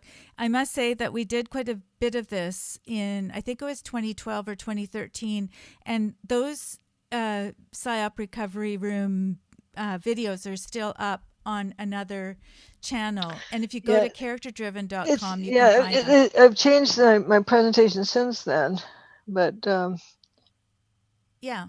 So it's still it's different things to look at. Well, we could look at the beginning of that of the Beam series, the Star Wars Beam Weapons series. wherever you want to go. I just decided to share my It just screen. shows that you got these to notice that, okay, what do we know? Once upon a time, there's these two towers. And you look at the next image, and then they went away. We pretty much know that's true. That's not a psyop. I mean, I've been to New York. I've seen, before I saw them there, I was in them, and then afterwards, I could see they weren't there, and I could see, So I'm pretty convinced that it wasn't an hallucination, that the towers went away. Okay, now, how did they go away? Or what else can we notice? It isn't, you don't immediately jump to an answer, and you don't only look at data that'll give you the answer you're looking for. That's key. Yeah, I'm sorry to keep jumping I had in. me looking at a video last night of Richard Gage talking with somebody, and they had a camera on him, and he says, well, we can't talk about what Judy Wood says because that'll confuse people, and they won't see what we're trying to show them. That we have a different an agenda that's different than yours, and we want people to be on board with us, so we can't give them all the evidence. We can't tell them the truth. It was really strange. It's he's saying it's coming right out of his mouth that he does not want. Yeah, there's toasted cars and there's other things, but we can't show people that because what can we do with that? In other words, it isn't useful in whatever he's going to do. And he wants, when they call for an investigation, they only want them to investigate bombs in the building, nothing else. Mm-hmm. Well, that's a fail safe. It's okay. They didn't find bombs in the buildings, so therefore it must be the official story. So it's this false choice. But instead, you look at these pictures. Beginning of the Star Wars series, and that's just the name of it, Star Wars Beam Weapons series. But you see, okay, yes, there were two buildings there, and then they're gone. We can all agree on that. There's no question about that. All right, how much of them were gone? And I show the size of the pile left, and compared to the height of the buildings. I'm like, whoa, that's just a dabble of it, like 1/100th of the size of the building. I mean, it even less than that because it's not as wide. It's just a fraction. In controlled demolitions, that doesn't happen. You have a big pile of stuff. So, no, okay, what else is going on? And then in figure 3, you see, let's see, maybe I should do the screen share. That'd be easier. Okay, well, I think I have the right picture there if you want to just carry on, but Okay. whichever way works. Okay, well, I can point if I got it. Let's see. Well, why don't you, do you have it up on your screen? Because I'm happy view to. options. You are viewing. I'm viewing your screen. Oh, okay, but I can't move my mouse on it. But yeah, you've got the picture there. I think I can hand it over to you. Just a sec. Okay. Just a second. Oh, this is so much fun. Technology, eh? As long as my thing doesn't start updating and then deletes this program or something. Except Zoom seems better. It updated when I rebooted, and it didn't trash it. So. Well, that's good. We're always trying to make things better for you folks. And the people in the room, there's only Dr. Judy and Stan and myself in the room, but we're looking at the screen share, which is what you're looking at right now. And Dr. Judy can theoretically take over the control. But why don't you just screen share? Have you got it on your screen? I've got your thing on it now. Sure, I but don't you know how could to. take over. You can screen share down I at the don't know how bottom of the page. to get that out of the way so I can see anything else. Oh, okay. You can minimize that. You But are viewing. Okay, view options. There we or I go. can just skim down because I kind of know where to Exit go. full screen. There I go. Exit full screen. There's. Okay. Now, how do I get so I can do mine? Let's see. You should be able to just share your screen. You should just take it over. I think. Oh, you see my screen? Let's see. Oh, here's share screen there. There we go. This will stop others screen share. Do you want to continue? Yep. Yes. Go ahead. Okay. Okay, now I Knock put, me off. what do I do with this? Share I screen, think okay. just push the button and there we go. Oh, you Yeah. do see it. All Now right, it's now how do I yours. minimize this stuff? We're having fun here Oh, figuring it it out. went up. Okay, now here we are. So we're at this page. All right, there. See, once upon a time, there's 2 towers, and then they went away. And Woohoo! see this is Oh, part I'm of sorry. Stairway B. I wasn't That's saying woohoo about the towers. I was oh, saying about it you being able works. to do that. Yeah. Yeah. Sorry, I don't want to get that wrong. But see, even back then, this is in 2006. So where did the buildings go? You can see, that was the name of the book. I mean, why the book's name came from that, but towers made it more unique. But just this outline of that little pile of stuff there, and then that's about the size of it, of the whole building. This is an 8-story building over here, building 6, and there it is there. It towers over what's left. This is right down at ground level. And there's the north wall and the south wall of Tower 1. And that little blob there is where that stairway B that remains that those guys walked out of. And then there's the base of the building. See, if the buildings crashed to the ground, this is a sort of a dike that kept out the Hudson River before they put the infill in there and put that up there. But it's still the original material. It hasn't been patched or anything. It didn't rupture. And if you this is the base right here of Tower 1. This puddle here, you can see some of the bedrock, and this is like 7 stories below sea level. That's what this wall was for. And you don't see a break in the dam wall. And this is the parking garage levels. It's didn't get patched up, and these are just all original equipment. These are tiebacks for pouring the walls and stuff. And there's the path train station under WTC2. Now, the path train went under the Hudson, came up into the bottom of the basement of the towers. So you can imagine if you ruptured the rail lines, you'd have the Hudson River flooding in there. If you ruptured the wall, you'd have the Hudson River flowing in there. But it didn't happen. And it originally built it up here on land. Then when they built the towers, they made it go around inside that bathtub. And there's the bathtub wall they made when that used to be the old shoreline.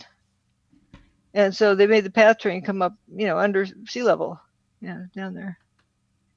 And there it is. You didn't have a big swamp in there.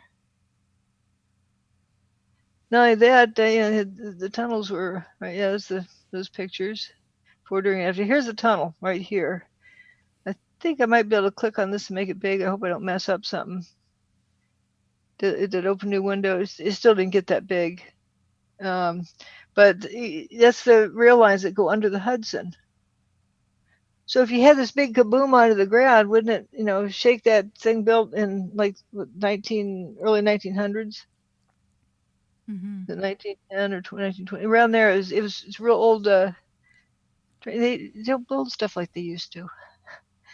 Say, whoops, I need to be able to, whoops, that thing keeps coming down here. That's the little page I wanted. And that button. So, yeah, if you click on these, you get a big blow up of it. And yeah, and also the interesting thing, these adjacent buildings don't look clobbered. Just there's very surgical removal. Isn't that interesting? And Roadrunner, of course, survived. Here's Roadrunner over here, smiling. Foghorn Leghorn. I guess that's Bugs Bunny there.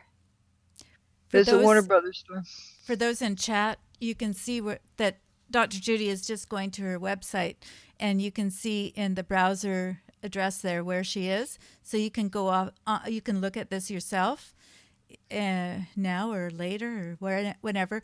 And so for anybody that they said, oh, the debris went down into the parking lot and that sort of thing. This is Oh, in the right parking garage. below. Let's go look. Well, Yeah, here's but the even path here, trains. Right, so right there. this is how you use the logic, which is great. This is such a powerful tool because, and I only learned it by doing this myself. You go through this and you go, oh, well, how come Roadrunner's still there, right underneath where the He towers doesn't look collapsed? smashed.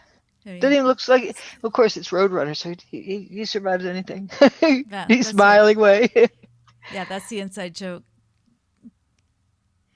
Yes. I remember, Fetzer said, "Oh, she has it all wrong. That's Foghorn Leghorn." No, that's Foghorn Leghorn over there. This little guy down here. Yeah. He's got his little whatever ponytail up there on the top of his head. Well, you notice things like that because I was thinking, oh, Foghorn. That's what I remember from that picture. But Yeah, but it's there's the Roadrunner right there. There's his beak. He's smiling. It looks like meep meep, indestructible. yeah. But he survives everything. Buildings falling on him. Mm-hmm. Um, Various seismic signals, in a little over 10 years' time. So you know that they have lots of seismic stations that can measure all those places. And then they measured this one earlier that year in Manhattan, January 17th, 2001. And that was in Midtown Manhattan. So we have this, first signal coming in. Then you get this big signal, and that little gap in there, because the S wave and the P wave travel at different rates through the Earth. So the lag time between those two tells you how far away the epicenter is between here and there at each of the seismic stations. And you see this high frequency signal. There's a surface wave in there, but you can't really see it because that other stuff is so much higher of a frequency. It's on top of it. But then this one is when the World Trade Center went away. I think it's the North Tower. And you don't see that little snout going up to a big signal, but you also have this low frequency thing. You don't have this big spike. There's no S wave or P wave. And when I first did this, I went, something's funny. Did they filter it, or something doesn't add up here? I need to look into this more. That was at the stage that this thing was. I was like questioning if it was, faulty data or somebody fiddled with it somehow. So here I show what a P wave is, like a pulse that goes through, an S wave is a shear wave. And then there's the surface wave, kind of rolls along the surface. Like if you get up off your mattress in the morning, it kind of rebounds. It doesn't travel across your bed, or it isn't like a hammer hitting the side of your bed, like a tuning fork. This is like a tuning fork. And then this is a different kind of rumbling. All right, here we go. The Seattle Kingdom. It's kind of hollow inside. Towers, they say, were hollow inside. Okay. And they blow it up. And notice the dust doesn't go much higher than the original structure. But you have a whole pile of junk left over anyway. The outer parts. Now, this is from the surface wave, when you supposedly had, the plane-shaped holes appeared in the building. You get something happening there and another one happening there. And then the South Tower goes poof, and then the North Tower goes poof. Those are not like regular seismic signals. Those are only surface waves. It's compressed left to right because, the amount of time. It's all morning. There are other ones. You can see there's something happened over here. And if you had it more blown up, you could see other events. And so, they're doing blasting for excavating someplace in Pennsylvania, New Jersey, New York, and also picked up an earthquake in the Fox Islands, which is part of the Aleutian Islands, just around the time that Building 7, that demise. But you don't see Building 7's demise. You just see the other thing, the earthquake in Alaska. Mm-hmm. And And then it shows some other things here. Okay, the seismic zones. So this one's a bit of a boring page, just looking at different components of the building and energy and all. But here's building going poof. I think that And answers the question that what? somebody had about the S waves and P waves. I don't know if they're still here, but earlier in the chat they were asking about that, and I just put a little description on the page. But I think this is a lot better. It's a more clearly talked about in the book where and a quote from the NIST report and the Palisades study that they did about it, where they're trying to come up with an excuse or rationalization for why there was no detectable S wave or P wave in any of those events that happened that day. There's 5 events. There's a plane-shaped hole appears in the North Tower, and plane-shaped hole appears in the South Tower. Then the South Tower goes poof, the North Tower goes poof, then Building 7 goes poof. So there's 5 events. None of those events had a detectable S wave or P wave. Only surface waves, and those surface waves are much, much, much lower than what you'd expect. The South Tower's surface wave was less than the North Tower, and the North Tower was equivalent to the King Dome. And they, from that they calculated a 2.3 on the Richter scale equivalence. But it's it was 30 times. That's 3 times 10 times the potential energy of the King Dome. So it should have been much, much bigger. So it's so we're looking at the okay. Those are the and so equivalent surface wave. If going by the King Dome, you would predict it'd be no more than 20 floors for the North Tower. But it turns out there's no stab marks above the 18th story. Across the street. No beams stabbing anything or stuff hitting the domes or anything above the 18th floor. Isn't that interesting? Like if and this is the South Tower. If you chopped off everything, dustified everything above the 16th floor, and then dropped the 16th floor to the ground, it would make the equivalent as what the King Dome was. So more than that should have made a lot more. And this is a really peculiar picture here. Okay, this is Bankers Trust, and then there was, that site's quite clean, clean enough to eat off of almost. I mean, it's really clean. That's what I noticed about this. Isn't that strange? There's like no debris floating around, just very clean down there. But here's Bankers Trust. We're looking back the other direction, and there's the demise of Building 2. Right, this is a 40-story building, or 41. This black one, Bankers Trust.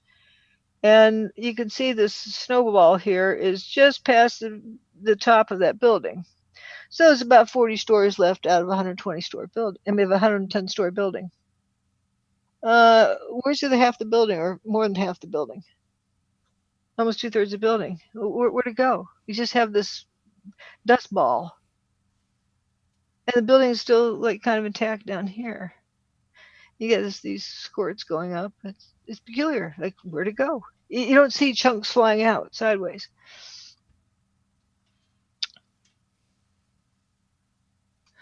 Dustification. This was just the very first thing. Like 2006 is pretty good. Yeah. Okay. Look at these two things. This is sort of what happened. The building kind of frothed and dust on the way down. You didn't have a stack of pancakes, boom, boom, boom. You'd see a pile left over. Didn't happen. But because it was dustified for whatever reason, several blocks away, you get this. This is really deep dust. You have tire track marks there, but you can't really tell where the curb is from where the street is. I'm guessing it's here, but you have unburned paper and lots of dust.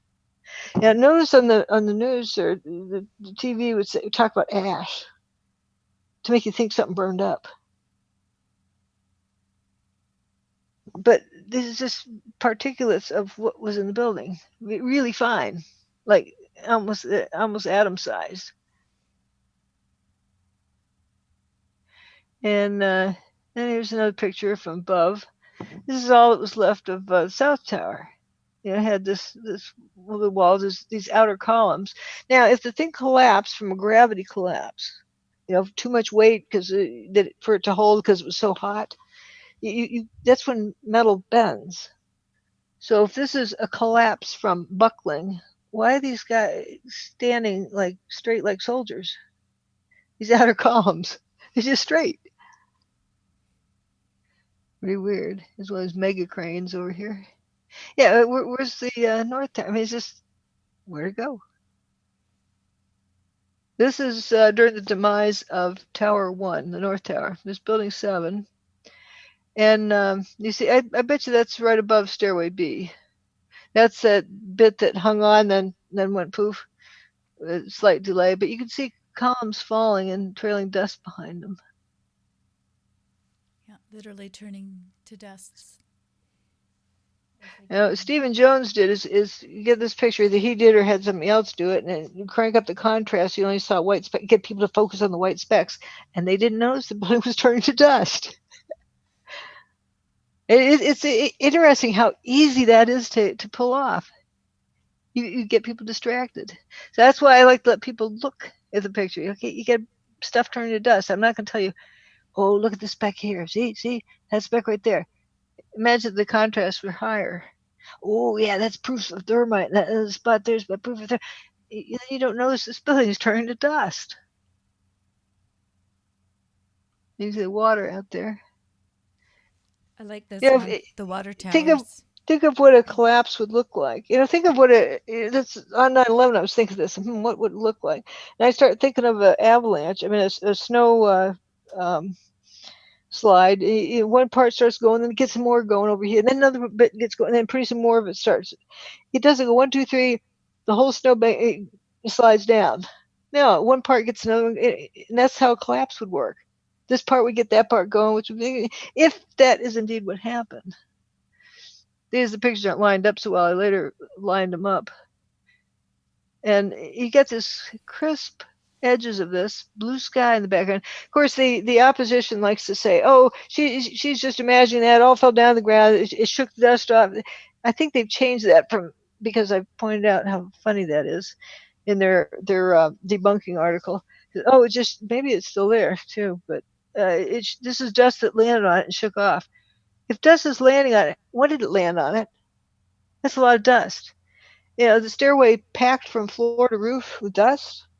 People hadn't cleaned the stairways. No, nobody talked about not being able to walk up and down stairs because it was filled with dust. There's a tremendous amount of dust. Okay, we don't see dust landing on it here. You see crisp edges. The floors get ripped away from it and it's still standing there. For floors to get ripped away from it and have it still standing shows it's robust, it's strong, it's stiff. It's a healthy material. And then you notice it as it starts to drop, it also turns to dust. Look at the silhouette of dust. Poof, gone. So you're going to tell me, okay, let's play devil's advocate, and say, all right, we dug a hole to China there, or 800-foot hole, and dropped those columns down in there. Still, you'd see the crisp outline. How did you get all the dust landing on it? And there's no hole in the ground. If the thing tipped over, you'd see it tipping over. It would also take out a few blocks worth of buildings because, a 700-foot or 800-foot, steel columns that were very strong to be standing on their own to have floors ripped away from. If that fell over, it would take out some buildings. And here's some videos of it. Watch this thing. It just kind of faints into dust. And poof. This is another video I found that on a Danish site, maybe 2002 or so. You can see this surface here frosts up into dust. Just, it's like it effervesces. I've seen this around ground level. Those are people running. You see some legs running over here. Yeah, those people aren't burned up. The buildings turn to dust as it's right around them. And I don't think this works anymore. Let's see. Nope. And it's right. This I think that was the Frank Culberson says, "Oh, looking down at all the shrapnel and stuff on the ground, all the carnage, and look down the East Coast, see if we can see anything." From the space station, they didn't see a hurricane. Now you'd think they'd say, "Whoa, you guys are lucky." It could have been even worse. Um, so here's that's like a snowball. This is a weird thing. This is we're looking westward because there's the Millennium. This is the South Tower going poof, and then the North Tower is still standing there. It's just poof. It's a little bit, after that one. And looking up with the camera over Building 3, this Building 3, is higher up. I think that's this one. And this piece starts falling. I've got the separate ones in the book where there's still pieces of material here. But it falls a little bit further. There's no material there anymore. It's dissolving as it comes down. I call these wheat checks. Actually, the person who coined that term was a photographer. He said the photographers were referring to these as wheat checks because they kind of looked like it. Yeah. Mm-hmm. Oh yeah, notice how this looks flexible now. This piece. It's really weird. It looks like like it's melting into nothing. And another thing I noticed is look along this roof line. It kind of wavers in here, like right above that point. It's starting to come apart there. So the building's coming apart without anything hitting it. And after this, this event, it had a chunk out of it here. And then that was after Tower 2 went poof. And then Tower 1 went poof, and there's just a little stub left at the bottom. But you can see it right there. It's coming apart. And there it is. The chunk's just missing out of it. And there was a fireman that was walking along the top floor to clear everybody out. And he got over to the room. This lawyer was up there. He was studying for his case. He wasn't letting anything disturb him. He was going to stay studying, getting ready to present his case in court later that morning. And no, he wasn't going to leave. He was just focused. And the fireman came knocking his door and said, "You got to leave." And the fireman turned around and said, "Whoa, the hallway just came through, disappeared." I was wondering what he meant by that. Well, now I know, because that's where the chunk appeared. So he decides he's going to go down the stairs with this from the top floor, which is the 22nd floor, and they go down that this narrow piece here, and they just make their way down to the first floor when the rest of the building goes poof, and that they got blue sky above them. They realized no one was coming to rescue them. They had to crawl on beams and stuff to get out of there. But yeah, he was right up in that room. That's when he decided he better get out. But the fireman that came to rescue him or clear people out was walking across that floor up there, and then he turned around and the floor went away. That's Tower 3, right? Yep, Building 3. Because people don't talk about the fact that all the buildings basically were either destroyed or mostly damaged. No, they were destroyed. They were damaged to the point they were essentially destroyed. Yeah. We only hear about 1, 2, and then if we're real conspiracy theorists, we hear about 7, and that's where all the other pull it, do this, do that, and we start. But see, this is Tower 2 it was the first one that went away. It's going away here, and you see Building 3 is still intact. But right there is where the material goes away, and there's nothing hitting it there. And then here's that, they just had that big bite taken out of it. But those guys walked their way down there. Yeah, the firefighter describes having walked across to get that guy out of his room, where he's clearing everybody out of the building. But he got to that guy, turned around, and the hallway disappeared. And then they went down. Sorry. What's so cool about this, what really excites me about this, and it's not about the event itself, which is if you can, just put that aside and just see it for what it is. And these anecdotal stories are quite interesting too. But everything happening at the same time, and the dustification of the buildings happening with the toastification of the cars. And then you start to put a timeline together and realize that these things are actually having some sort of reaction taking place. Doesn't Yeah, matter what it the is. car is actually lit up just after the event. Just after. Because So Patrick Conley was talking about how dust went up and blocked out 100% of the sunlight. You couldn't see your hand in front of your face, but thank goodness the car started lighting up, because then you could see where he was going. so again, if you were to, I'm trying to get this straight. If for the people out there that want to do their own critical thinking, if you start to put these things together, whether in this situation or any other, you start to build a picture yourself that is not informed by anything that you've been told, because it's completely different. And then your mind will kick in, and you can start to sort of see, oh, that building is kind of, there's a wonky thing going on there. Don't worry about what the technology is, but just notice that something's happening to that building that shouldn't be happening to a building. Yeah, this edge there. Yeah. I often describe this brownish spot as like it's a sort of a shape of a seahorse with his back up against the building, for a marker, just to be able to describe to someone. So, like there's his eye. So if you go up the top of his ears, right there, it's, who knows? That's just some brown stuff in the cloud. But this weird thing that's happening, and it's like something's breaking the building to down there, and it turns out it takes out this whole chunk of material. But right exactly when this picture was taken, I bet you that fireman was right about there. He was almost to the room. Then he turns around, and the hallway came across is gone. And I just want to mention to B. Smith, who's mentioning, aside from being in a burning building, it's really important to try and get that idea put aside, because it's not a burning building. It's a building that is having something happen that actually deconstructs it. It works against actual physics as we know it, because it's actually dematerializing. So it's not a fire that's happening here, even though it's right. A fireman. There's nothing had happened to this building until Tower 2 went poof. You can see it was intact before that Tower 2 started coming apart. There's the Tower 2 right there looking over it.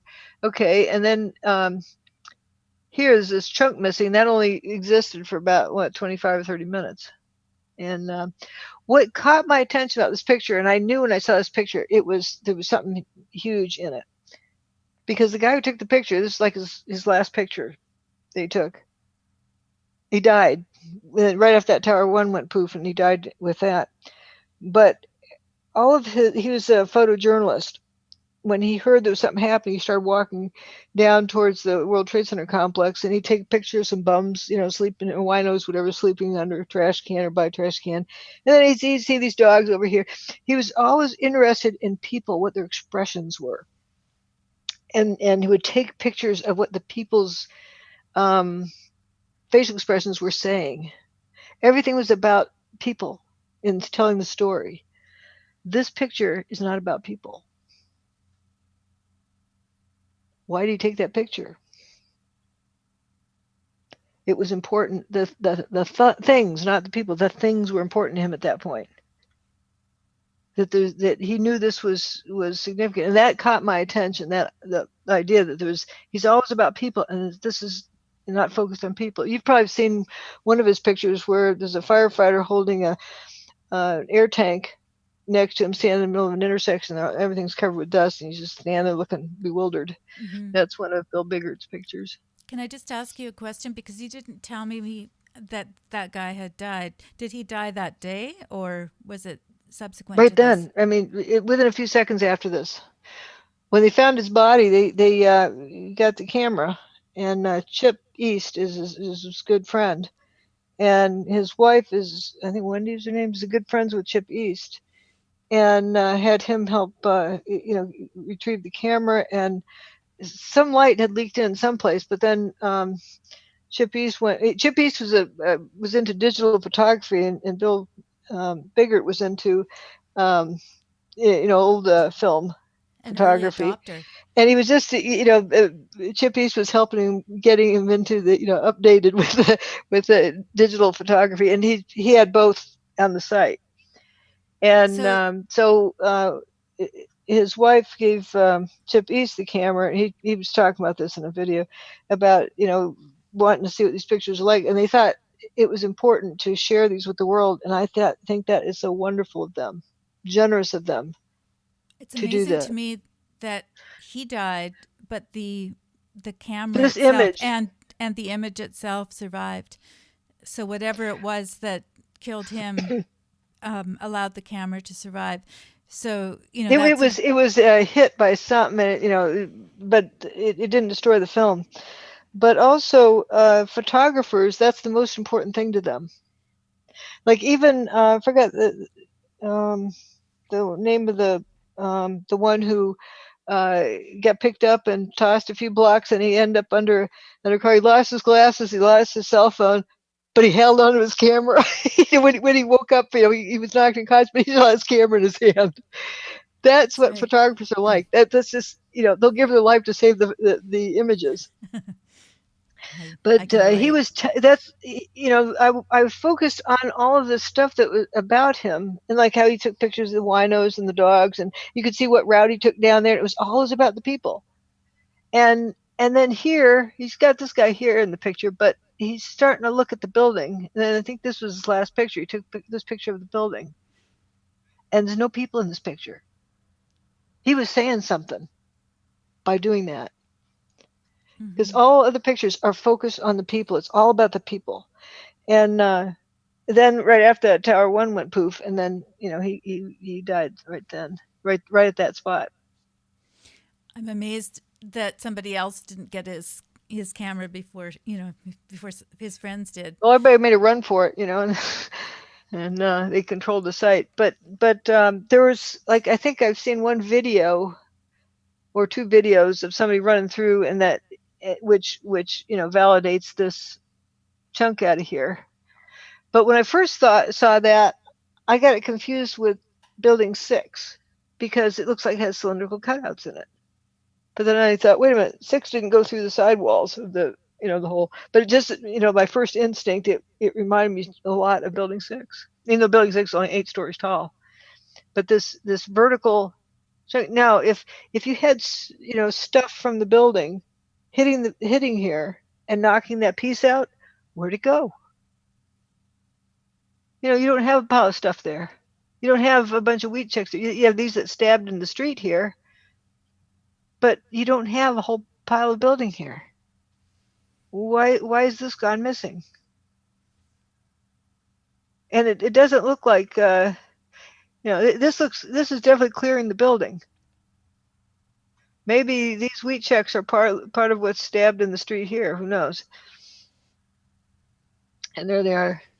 Yeah, that's an amazing picture because it's like one wheat check's left. It moved over and laid down the street. It's the outer wall from like the bottom 10 stories, that area. But see all the fumes. Nobody's getting cooked over there. And if you have a steam explosion, nobody gets near it because it'll kill them. But that isn't the case with this. It just kept fuming, and they put misting water on it. We don't need to know why or what's causing it. Just to observe, but do not call it smoke because you've not established the cause. It's just haze, fumes, whatever is comfortable for you. There's some generic term that doesn't pinpoint any particular cause. But this is a beautiful picture. When I was getting the book printed, the guy who was trying to fix it, and he thought it was a poor quality image, and he tried to up the contrast. No. We want the haze there. He was trying to fix it, to correct it. No, this is what we want to look at, this haze here. And in the printing process. But it's coming up out of there. But if they'd missed it, it would quiet down. If it's 2,000 degrees and it's super hot, if you put water on it, it would kick up steam. That isn't what happened. And we might want to remind people about the hydraulics that were going on with some of the equipment that was right there. And they can't handle over 180 Fahrenheit, the highest limit, before you have permanent damage. There's no equipment was destroyed or damaged. other than maybe somebody hits backed into somebody else, but nothing from over temperature. And this is one of those pads for the mega cranes. They discovered pretty quickly that no, even though supposedly two 500,000-ton buildings slamming down onto the bathtub wall, that didn't damage it, but the earth moving equipment that came in was. And so they made these little pads for it so that it would distribute the weight, and then no mega crane could be, I guess I call them mega cranes, just monster cranes that they assemble on site. None could be within X number of feet of another one. So that was that one they're parking there. That's just outside the bathtub wall. Lots of fumes continuing to come up. Walking through. He isn't concerned about this. The firefighters said initially water had no effect on these car fires. What they call car fires. To be accurate, we call them weird fires, but they didn't know that. They're just fitting it into the best, look like fire to them. So, okay, fire. But they walk right through it. And the paper is not burning around it. Isn't that weird? It's not spreading. And this is one of the ways for people that are in chat. This is one of the ways that you can tell, like with the California fires or another, like everything would be scorched. Yeah, there's been another incident of this. You can probably take a look around the world and see where this technology has been used. But you can never be 100% sure unless you really check it out. But there's other things you could say. But there's signs. Yeah, that doesn't add up quite right. Like, how does a bomb on the street make vertical cylindrical cutouts in a building? Yeah. So when you look at something like the California fires and you see that everything's burned up, then you can rule out this technology because it's not the same phenomenon. You don't have to worry about what the actual technology is. Again, it's just a matter of looking at it. It's something different. It's a different thing than this. And it could have been smart meters. It could have been all sorts of different things, but it wasn't. Or something that caused a regular fire to burn faster and stronger, or maybe somebody orchestrated the winds that it's a different scenario, and you have to investigate it more. But one thing you do notice here is these guys are just meandering around, and some of the firefighters are saying, well, I had nothing else to do, so might as well try to put out some car fires. Like, it's like twiddling your thumbs. And this what looks like these guys are doing. They're just wandering around. They aren't worried about explosions. They aren't worried about burning up. They aren't worried about fire taking off. It's just like that's just what's there, And if all this dust, uniform powder, except for the unburned paper that's interspersed in it. Over here, it's just like streets and streets worth. Right. For the person that was asking about ash, it's not ash. This is dust for sure. It's they just thing. I call it generically dust because ash causes people to assume it's from a fire or from something hot. Isn't that interesting how words control your thinking so much? Mm-hmm. So that's why I use dustification or fuzzy balls, fuzzy blobs. Find a characteristic and just use whatever word. You can use characteristic 105-A, but that's hard to remember.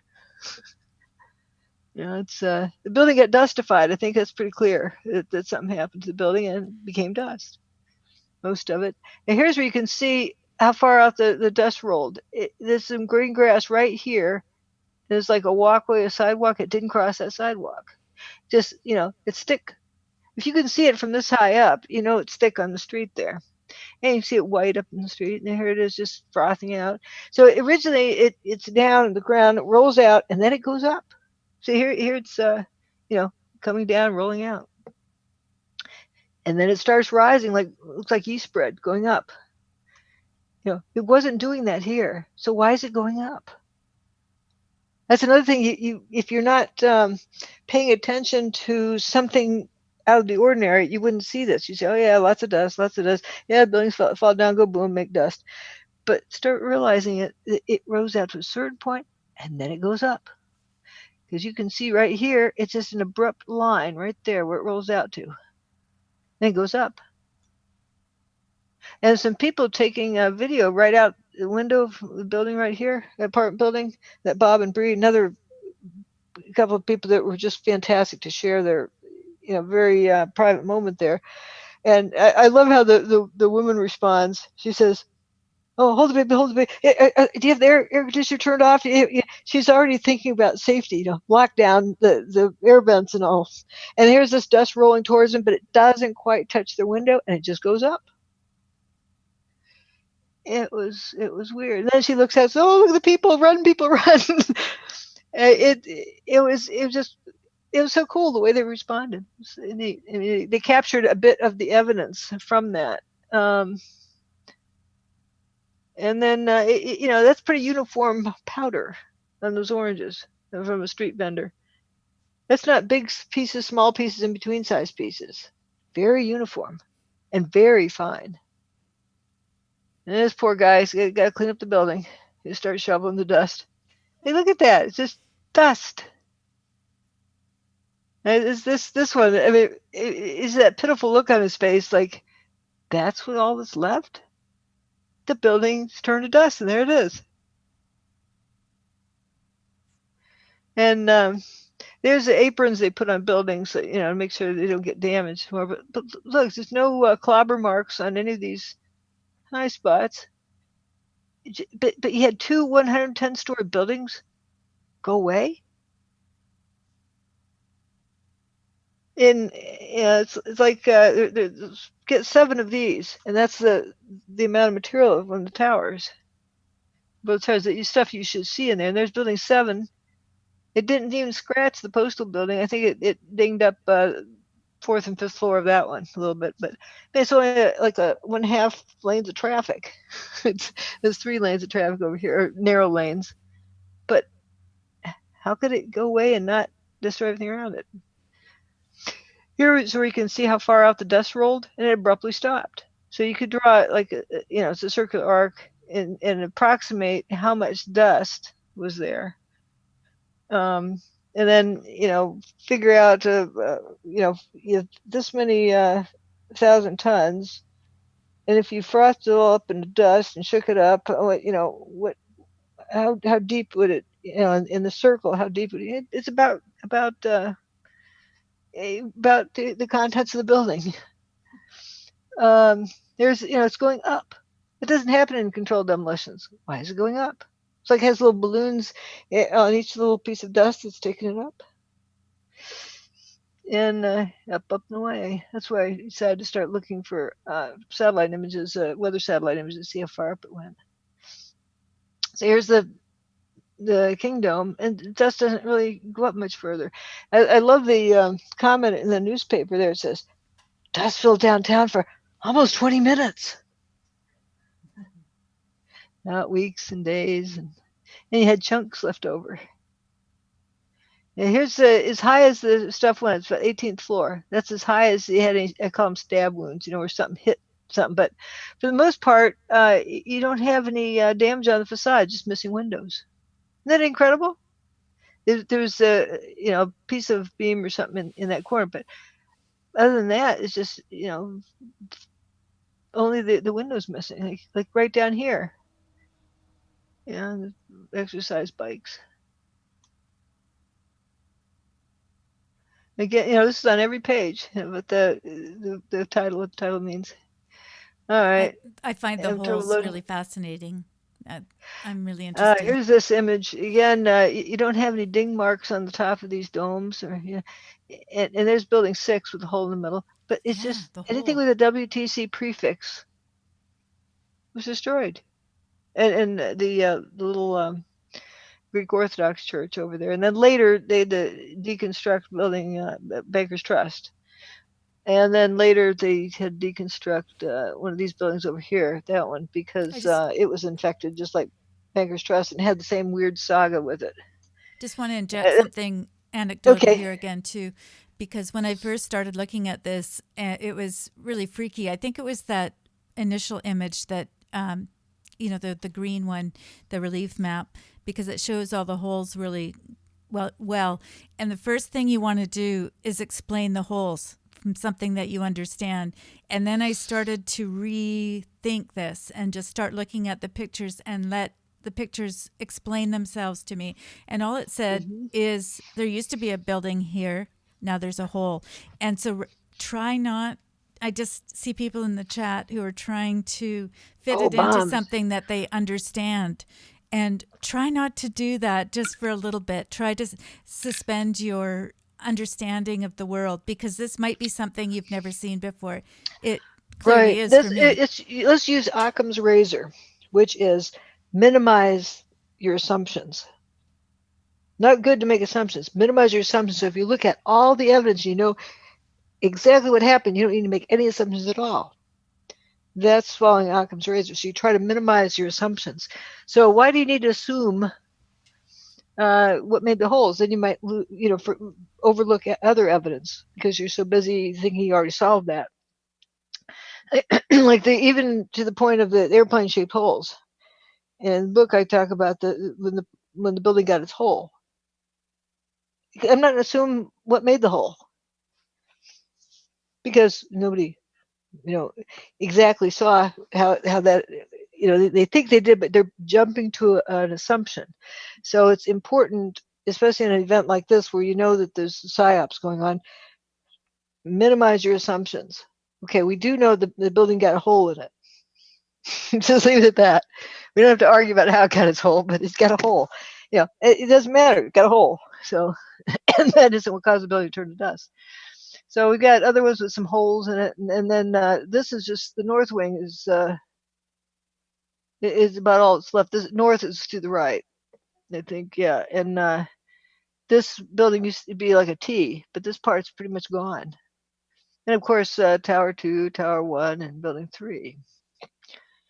And that's about all that's left of Tower 1 is the north wall, the south wall. And even if this is 8 stories worth of that wall, what are the other 102 stories? That's a 110-story building. There's one set of wheat checks here. It's just like one deep, not a stack of wheat checks. Maybe that'll take you up to like the 18th floor or something on that one wall. But think about it. Above that, there's 102 stories missing entirely. Can I ask a question? Is that the Century Plaza across the street? Is Century 21? This is the Verizon building. This is WFC. That's World Financial Center 3, and that's World Financial Center 2. That's the one with the round dome on top. And these had those marble facades in the doorways that was completely gone. Just that material. Oh, that's the building. Okay, that's the one with the car that's flipped. Well, there's 3 of them. In front of it. The car flip was just to the left. The next one down. Sure. It was in front of 1, I think. It may have been in front of 2, but 1 or 2. And then this one's 3 over here. 4 is back that way behind it. Okay, thanks. But that helps. This is 3, and this is the Verizon building. On one tidbit, there was a firefighter standing here when Building 2 got its hole, supposedly from an airplane. And at that point, the stripes on his firefighter jacket melted, and the hair on the back of his neck was singed. And he was standing right there. Wow. How do you explain that? See, there's a lot of weird stuff like that. The truthers talk about what all the first responder testimony said, and they just look for words. They don't pay attention to what the words are saying. And that's also what how I came to looking through it. Actually, we were looking for evidence of airplanes. All right, reading this first responder testimony. All right, he's walking here, walking there, and you're looking for airplane parts. But then I noticed he was stepping over body parts. And I got so distracted by that. And then the other people in our group who were reading them, Andrew and some other folks, they didn't see the body parts because they were stepping over them mentally, looking for airplane parts. Mm-hmm. Just reading the words themselves. And that's when I first got into the jumper issue because my body parts, is a leg over here? Is an arm? I won't get into it. It's more than that, but it was amazing stuff that you start getting details that are just like with the photos. It's easy to tune it out if you're looking for something specific. But to know that guy was standing right here in this intersection, up by that's Building 6, that's Verizon Building, across from WFC3, right in this intersection, that when the South Tower got its hold, and that's way down here. If it got its hold then, how on earth did that singe the stripes on his jacket and singe the melt the stripes on his jacket and singe the hair on the back of his neck? That's just a weird thing. Okay, we're just gonna leave it that. Here you got these circular holes and that nice big chunk missing. This chunk that remained here, they kind of took it apart, but they were left with the frame. That's when the guy had with this chain saying, "Hey, get ready to pull Building 6," the North Carolina accent. And they changed that because they didn't want to damage the bathtub wall, which is right adjacent to that.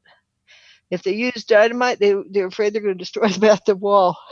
It's a stick of dynamite. So guess what happened with the buildings? No, they didn't slam the ground either. Right. West Street, looking over Building 2 was there. I guess that's the outer wall of it. And this little thing here, that's all that's left of Building 3. Remember, it had that chunk out of it, and this is like where Bill Biggert took the picture.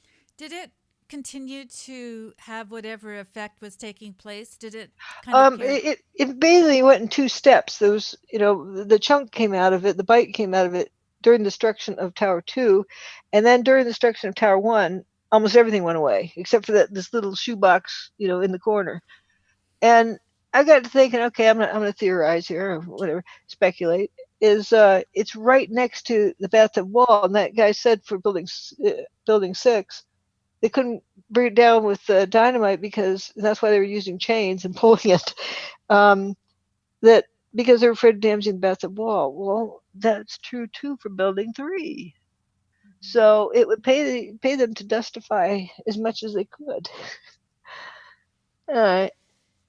That's not really speculation. That's kind of just an observation. If you see it, it's right next to the wall. I mean, like inches.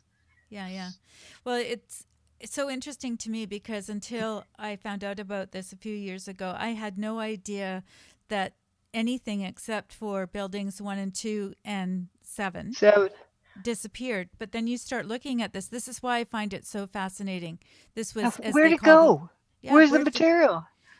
And why? This is just a few stories, maybe, let's say 8 stories of one wall of the western wall, outer wall of Building 1 is here on the ground. Where's the rest? And why did it go? If supposedly there were these 2 planes that went into buildings, and okay, let's go along with that narrative. And then I would just kind of turn it on people that were looking at these pictures and say, oh, did you know that Building 3 went? Building 6, buildings, all of these buildings went. And it's like they can't grasp that. And you can't say that debris hit it because you look in there, it's an empty hole. That's Building 6. But they haven't seen this picture and they didn't have the advantage of going through this. I don't blame people or criticize them for it because that's what they're led to on the TV set. Yeah. Or even just talking to people in the bar, or what happens is people get onto these kind of chats like here, and the tendency is to go off and start speculating. And then I actually heard a couple of guys having an argument about something to do with the school shooting, but it was you don't know anything about what was actually happening, but you guys are arguing about your speculative points, and it's just a tendency is all I'm saying. It's something we do as human beings. And then I get criticized for not speculating. Well, of course, Fetzer has to stir up whatever controversy he can, or the appearance of it, but she won't even speculate on who did it. How do you solve a crime if you're just speculating? You get that mixed in and you don't know what's fact and what's you've projected into it. Well, it makes no sense. And if you look at any other crime and you think about the idea of everyone, all the detectives are sitting around a table with coffee. I think this person did it. Yeah, all right, we'll blame it on him. He's pretty shifty. Let's go, and he might have done it. You go out and you start investigating the crime scene. You put up some tape and you get all your guys in white suits out there. Or you say, rats, I thought that person did it, but they have an airtight alibi. Yeah. it is airtight alibi. They're in the hospital getting surgery at that time. So yeah, But and can't be that guy.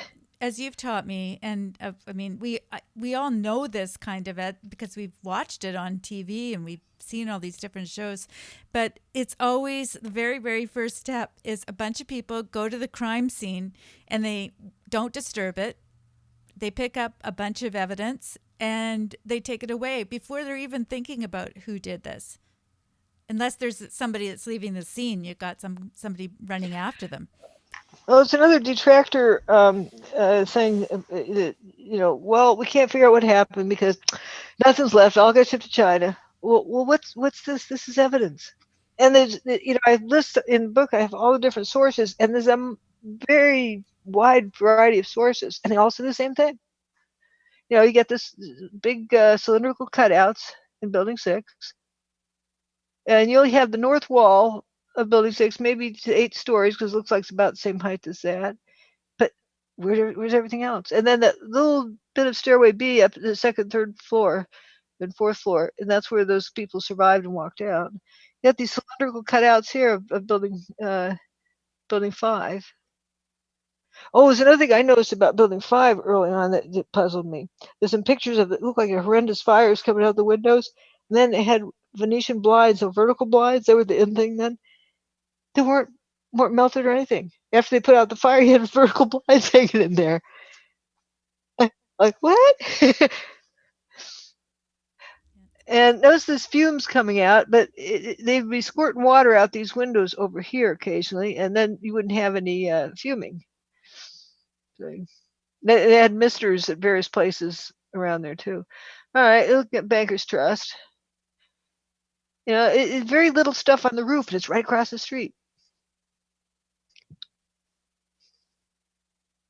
This is only a 40-story building, not a 110-story building. That was right across the street. So why don't you have more junk on this?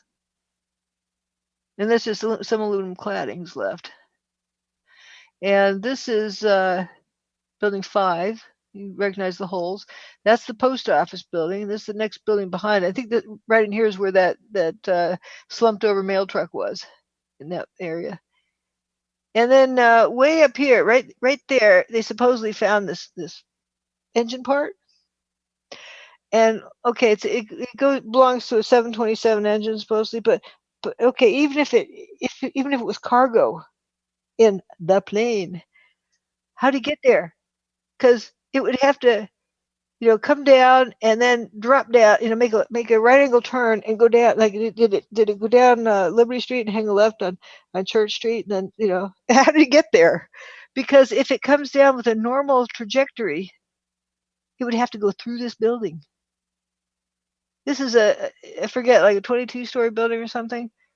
But how could it fall into the intersection? It's coming down at somewhat of an angle. It can't go right unless it goes flying over and then drops. I'm not saying that's impossible. Maybe we had some levitation issues going on. It just flew over and dropped.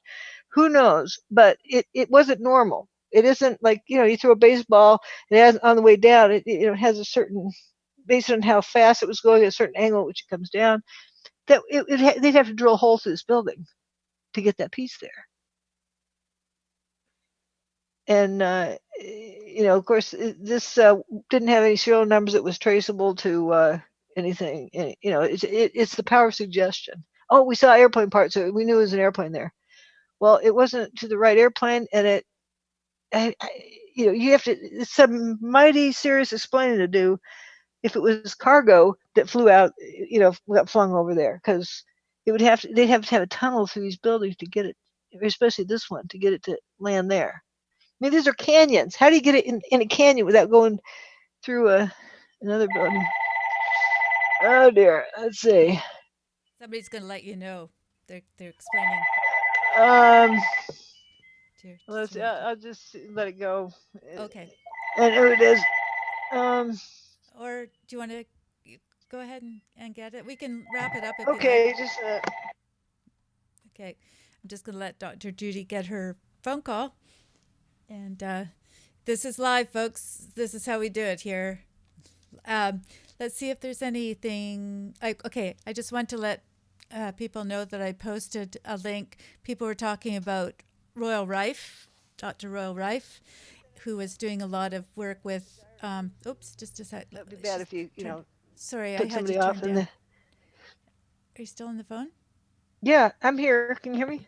Yeah, I turned you down while you were on the phone. I have a muter and I muted it. Okay, I Anyway, just this wanted is to. one of the WFC buildings here, Here she is. Okay. and so there's some skirts over it. Okay, here's Okay, just hold it. I have to just say, somebody's talking about hypothesis. We don't talk about hypotheses here. We're just talking about evidence, and yeah. that's another Why have word. hypothesis? That confuses you and takes your attention away from what happened. That's another psyop where people say, "Well, let's just toss around a few ideas." No, let's just look at the evidence. And sorry, I don't want to get down people's throat, but I'm just trying to get the That's mind what to we're trying to teach change. people is that is a misleading thing. And for Totally people misleading. to like my detractors who want to cover up my work, they like say, "Oh, her theory." No, it's not a theory. This is just evidence. You got to first see what happened before you can even, have any inkling as to, anything about it. Uh, like we see lots of dust, so you can't say, "Oh, it all melted into a pile." No, you get dust all over the place. How'd that dust get there? You got to first see what happened. And for those who are saying thermite had something to do with it, you can see how thermite did what. How then deal with any of this. But so we've kind of ruled out like 10 different ways here so far, but the brainwashing is hard to kill. I know it's. I had this student who, I showed him something about the building and he went and thought about it. I said, "Well, how do you know if you've been brainwashed?" And he goes, "I have to think about that." And he went and thought about it. This is actually one of my most favorite teaching moments. He came back and said, "Dr. Wood, I'm ready to answer your question. You know you've been brainwashed when you emerge from it." In Exactly. other words, he figured out like what the deal was. He was caught in the loop. And I gave him certain pieces to work with, and he went and thought it out. So that was pretty cool. All right, here's Oh, I just have to give a shout out. I see that Abby Cook's here, and she's the wonderful, talented artist who she's going to let me use one of her songs. And I haven't cool. used it yet, but I just wanted to say hi to Abby. And Hey, Abby. there you go. Okay, on we go. Here's the buildings. The orange and red. The red ones, totally went poof, and the orange ones were damaged beyond repair. It wasn't, they probably should have turned it red because there was only that one story tall by a fourth of the distance across the building. But you can see why that would be like right next to the bathtub. And here's where the buildings were. Amazing. Okay, looking at it more. Now, this building here, that's west is towards the top. Bankers Trust. And that one Liberty Plaza is over here. But this building was a T-shaped thing. The main body of it was around here, and it just like got missing except for this little corner. It looks like the north wing was just sliced off, like with an X-Acto knife, and the rest was gone, just not there. And you got some, cylindrical holes in the building. Lots of cylindrical holes here. And a lot of dust. Oh, it's another neat picture. Look how nice this dome looks. No repair needed. Just one little rain and wash all the dust away. But there's just nothing in this building. The picture from the bottom, you can tell it's the whole height of it because you can count all the floors. 1, 2, 3, 4, 5, 6, 7, 8. Yep, they're all there, so you know you're standing at ground level. I think that was one of my turning point pictures because just for all the different reasons you mentioned, but the It's at dome, ground level. Oh, the dome one. the dome not being affected at all, and yet you've got these huge craters right next to the dome that's in pristine shape. It's Or it's a bizarre. bunch of cylindrical cutouts that are there. But yeah, Sure. that was Cut an out. 8-story There's like building. somebody just went in there with a screwdriver or something and routed them out. I find that picture fascinating. Yeah, this is 44 stories tall, and this dome. That's 40 for the one to the right.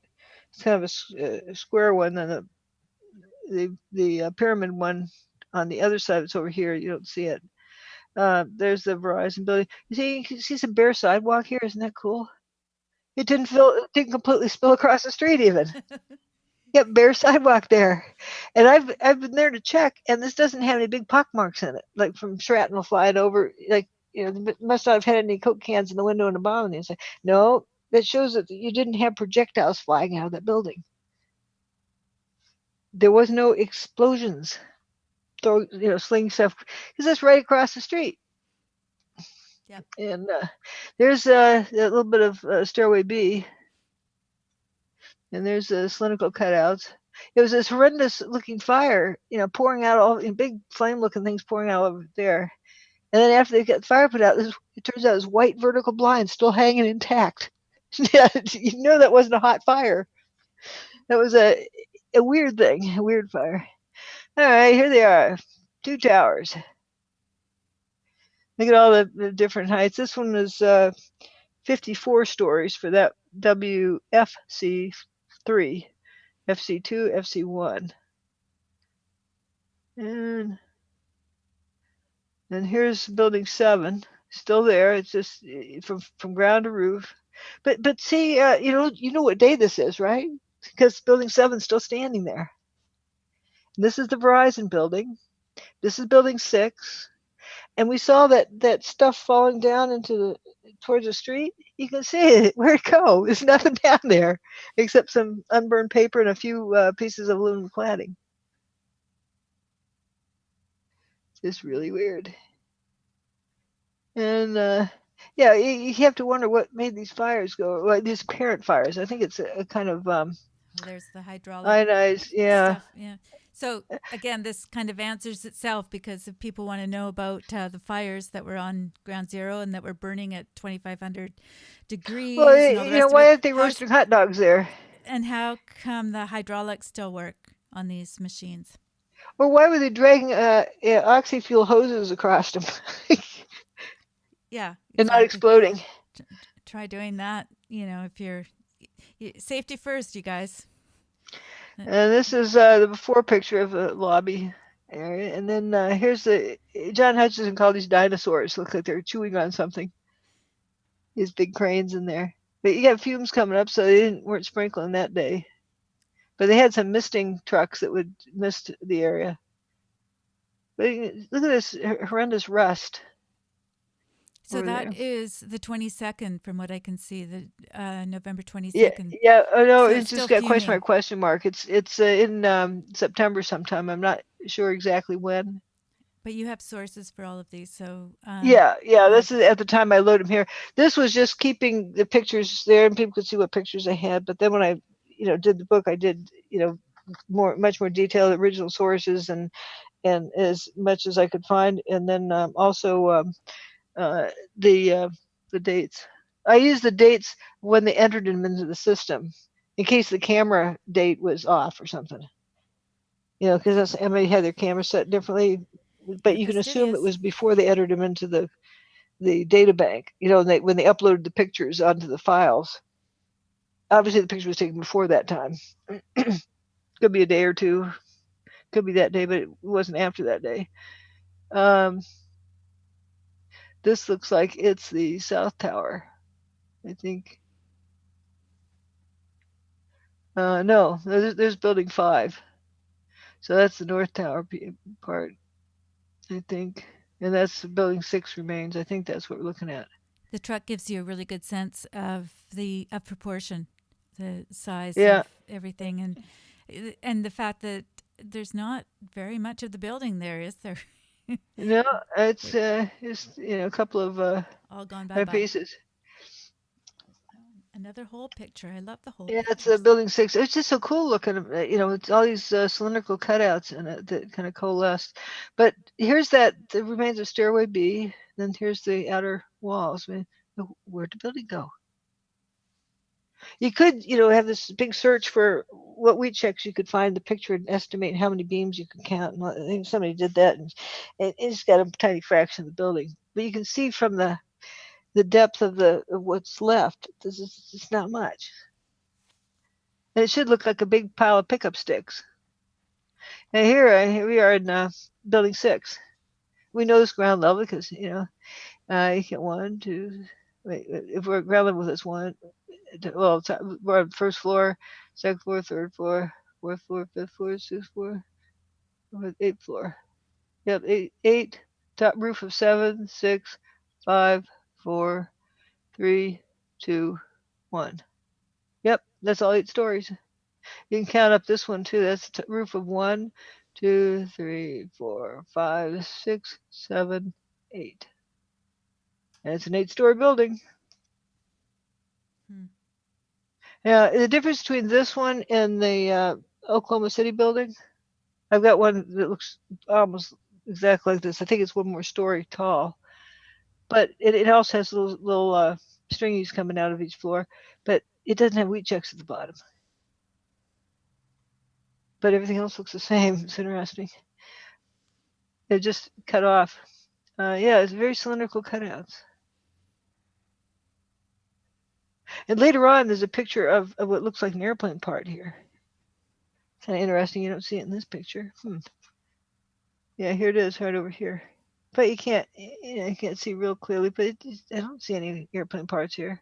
But I don't see the steps either. And that's where it supposedly was.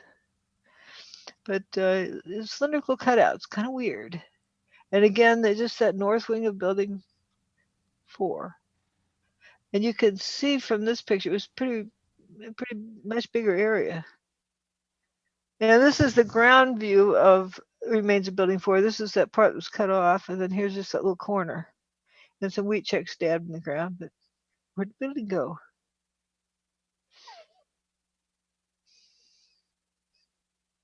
There's just not much there. But you go right below the ground level, and that's where, like, right in here is Innovation Luggage.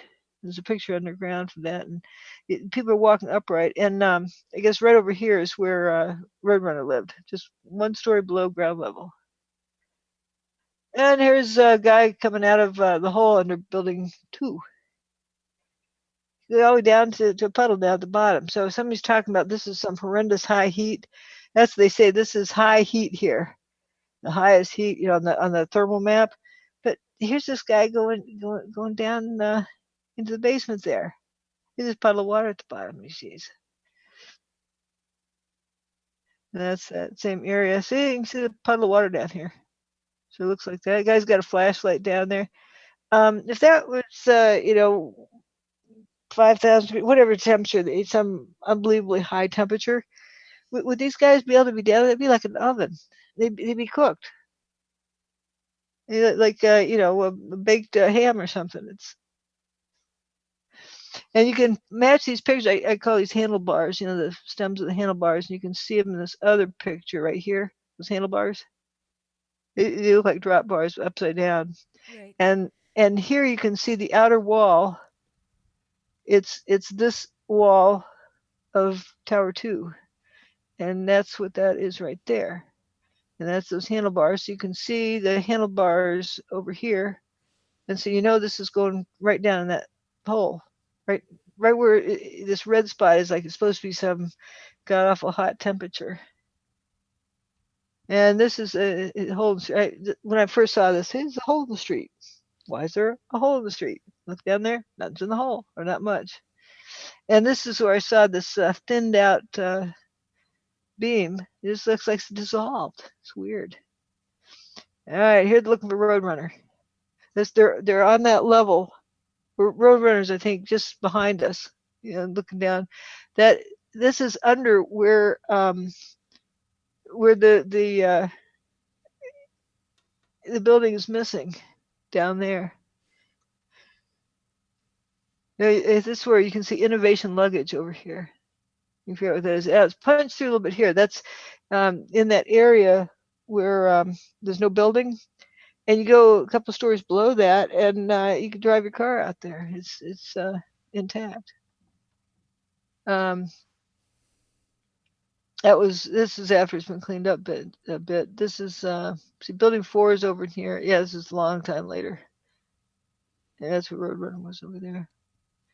And here they are scooping up stuff. Here's where it said it was. Remember that part right by building 2? That's where they said it was some god awful hot temperature. And the next day, you had people down that hole. I think it was the 17th when they were down there. They don't even look flushed. No, and that's that right. It's right on that edge of building 2. And let's go up here and look. There they are, right down there. That's that hole. Because we saw that southern wall remaining of Tower 2. You can see WFC1 over there. That's so. It's funny. One of the truthers said, "Oh, that wasn't there. That was like several blocks over. They had to move it over." Yeah.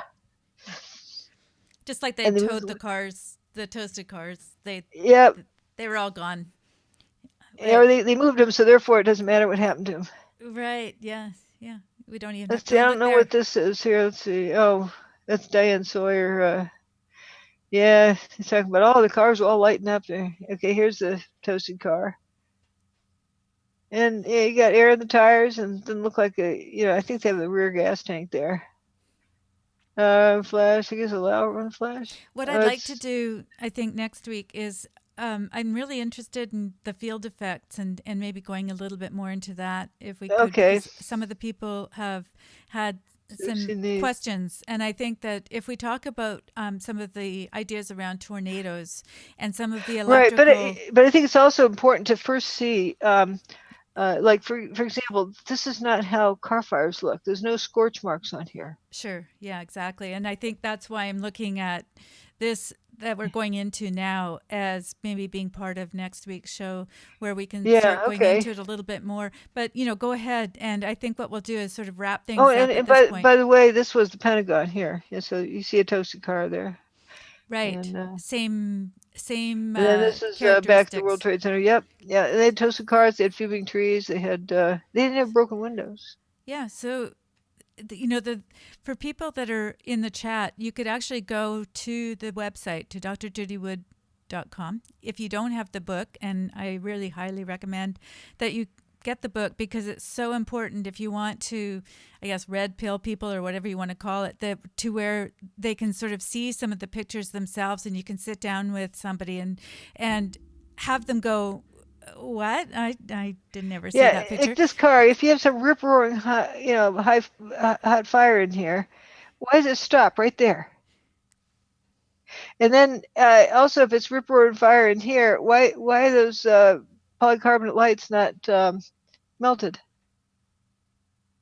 It's just you get some strange things. That turns out to be a common pattern. Is the it stops at door panels or edge of panels of cars. We're just so conditioned to see things as, we've seen them in the past. And that makes sense because that's how we identify our parents when we're first born. Things become familiar. Otherwise, we'd be scared all the time. But when we see something like these so-called fires, the Cheetos, as you call them. Yeah, you have these little Cheetos they're unburned paper right over here. Does it look like a Cheeto? It freaks people out. What is it? They look like solid cylinders that have kind of been bent, but they're glowing. And what's with the road? But the paper isn't burning. And you're telling me that this is from the towers? Well, so the debris only fell on cars, didn't fall on any buildings or in the street. And that doesn't work. Whoops. It took out car engines. And I have to. It just worked on certain materials, which I find good evidence as well. Again, for those in the chat, we're looking at the evidence here and seeing the photographs, not just as things that we haven't seen before, but seeing it in a way that we haven't seen them before. Because like the sea of unburned paper. Yeah, and this, I think this is the bus or something. It's just this pseudo-fires. If you call it a fire, you're assuming it's a conventional fire. So call it weird fire, pseudo-fire. It's something, it's the glowing thing that reminds you of a fire. You haven't established what it is, but it's But it it's could be not plasma. it's not Uh, hot. And a way to think about that is the fact that neon, for instance, it glows, but it's not hot. So there yeah, are you have things that like a fluorescent tube. Also, it's an incandescent tube and a fluorescent tube. One's hot and one's not. Now we so have just LED because lights something's too. sorry, just because something's glowing and it's destroying the material does not mean that it's a fire. And that's another hard idea to wrap our heads around. But this is something different because the firemen couldn't put it out with uh, water.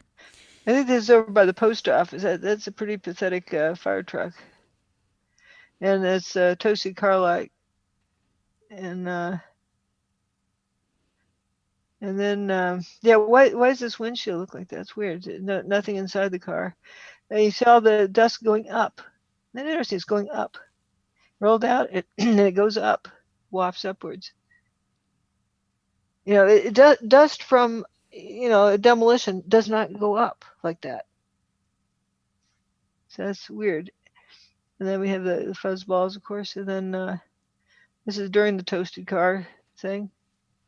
So Yes, you they're have. still in the same spot. You see some glowing things here, but they're getting toasted as we speak. But this is all So there's a sunburned paper, friend. sorry. There's a before, a during, and an after of that same Oh, I don't know if I parking lot. I have think before isn't here, but I've got those elsewhere. But this is during, and they're all parked in the same place where they're getting toasted. But here's that intersection. We're in front of the Verizon building. Building 6 is on the left. We're looking westward. Toasted Carlot's down there on the right. So you see unburned paper. Where's all the wheat checks we saw falling down there? Just unburned paper. This is looking south down West Street. There's building 6, Verizon building, but where the heck is that 110-story building? Just blue sky up there. All right, there's some more toasted Carlot, after effects of toasted Carlot, and more toasted Carlot. Yeah, I thought this was a white car. It was a black car, turns that's the out. one that you see the before Yeah, and after. and lots of rust. Lots of And rust. yeah, oh, and if people talk about hot fires melting things, oh, you should see a drip, drip, drip under your fireplace, your wood stove, or and it's kerosene is what jet fuel is. People say, "Oh, kerosene, the jet fuel burns so hot." Well, it's kerosene, and so a jet plane flying overhead as it goes drip, drip, drip, while the engine melts. And here's a guy talking about the cars. I think, yep, no longer available. All right, and there's some heaters. Yeah, This we're back was to the sort of like dirt. a scratch pad for things. Yeah, Let's see, we have, yeah, it's Bankers Trust. that's a We can crazy pick the picture periodic. too. Yeah, it's interesting how it's wrinkled up like that. Like there's no fires in this building. Oh, this is something that nobody else had picked up on. You're It's kidding. said to ground airplanes. Somebody, you picked up on somebody's oversight. I mean, it's And, amazing. yeah, well, nobody else had talked about this. Even after I posted this, I think somebody tried copying me at one point and even used my chart. But here's when the events were happening and how many planes were in the air. And then they gave the order, everybody's got to land their planes. Now you can take off again. 30 seconds after WTC-1 is demolished, oh, planes can take off again. Military allowed to return to flight right then. But everyone, including military, were grounded immediately. That was at that point. The 2 towers go poof, and then the military can take off again. Huh. That's pretty weird, isn't it? I'd say so.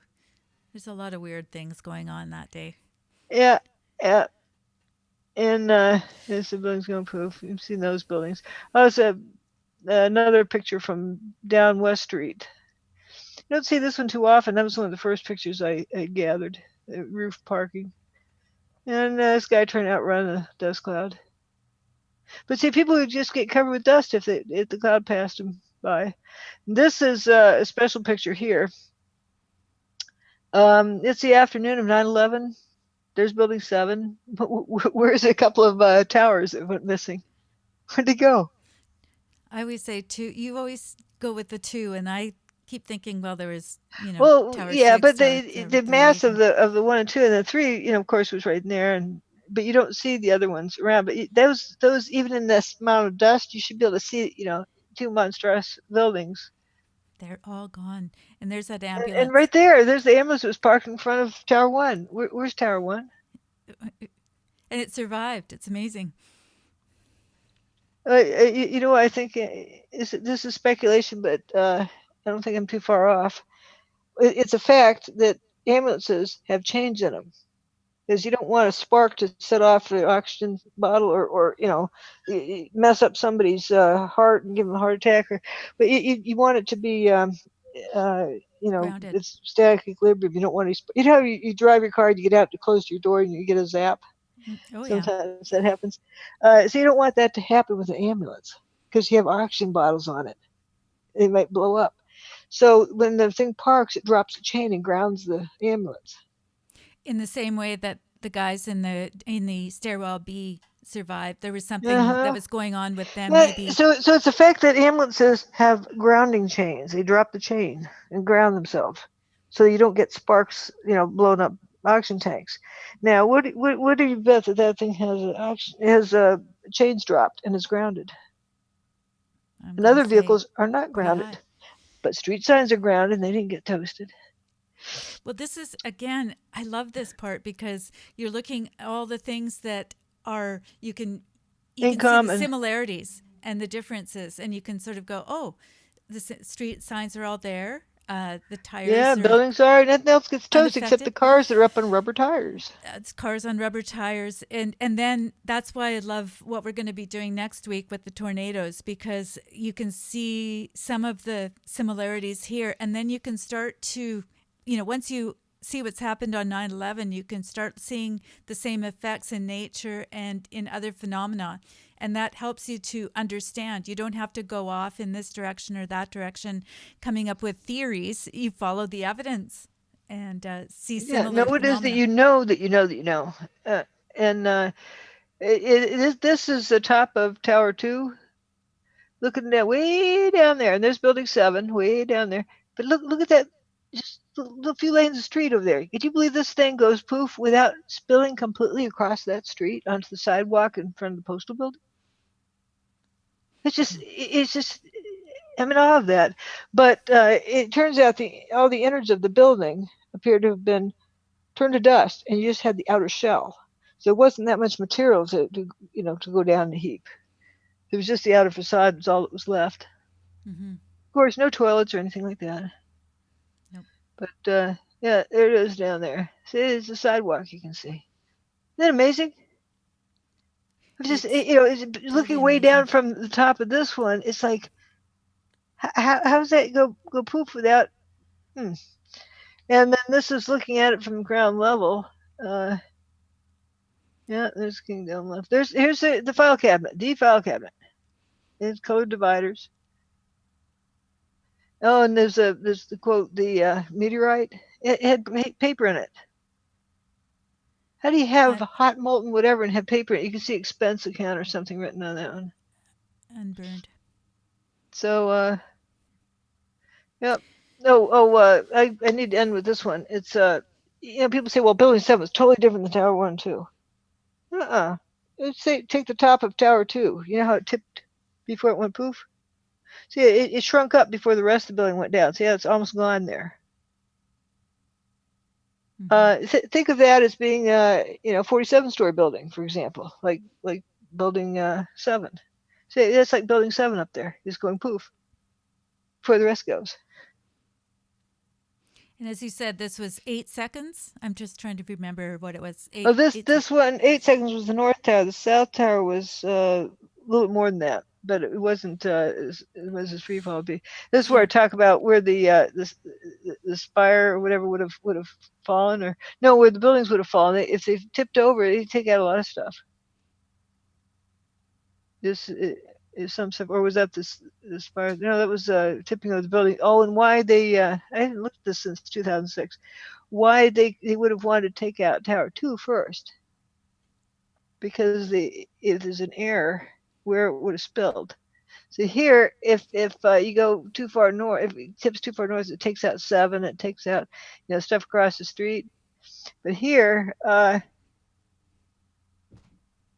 let's see, we're doing this backwards. On this one, it's not going to take out anything except for here. You only have one thing to worry about, and that did end up messing up Bankers Trust. So here you can risk messing up that. Well, it's not going to mess up that. I don't remember quite what it was, but this is like if it tipped one way or the other, what it would be damaging. And there's the north wing of building 4. Most people don't realize was a building here went missing. It was connected to that. It just got sliced off. Not there. There's where it's sliced off, and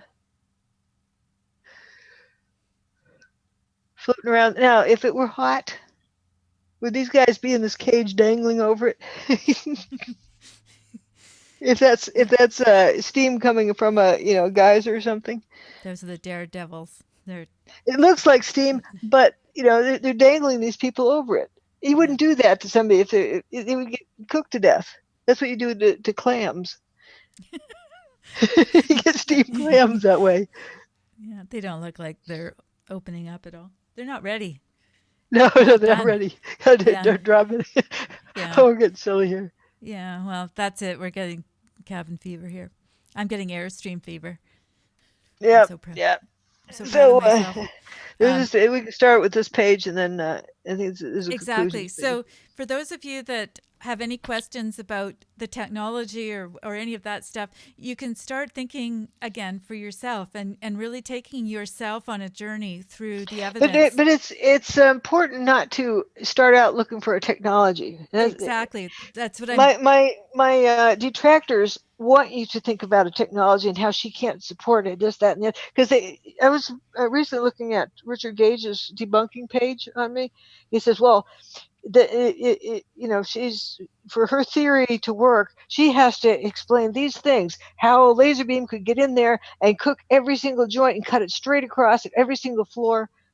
Why is he having these requirements for something I have not proposed?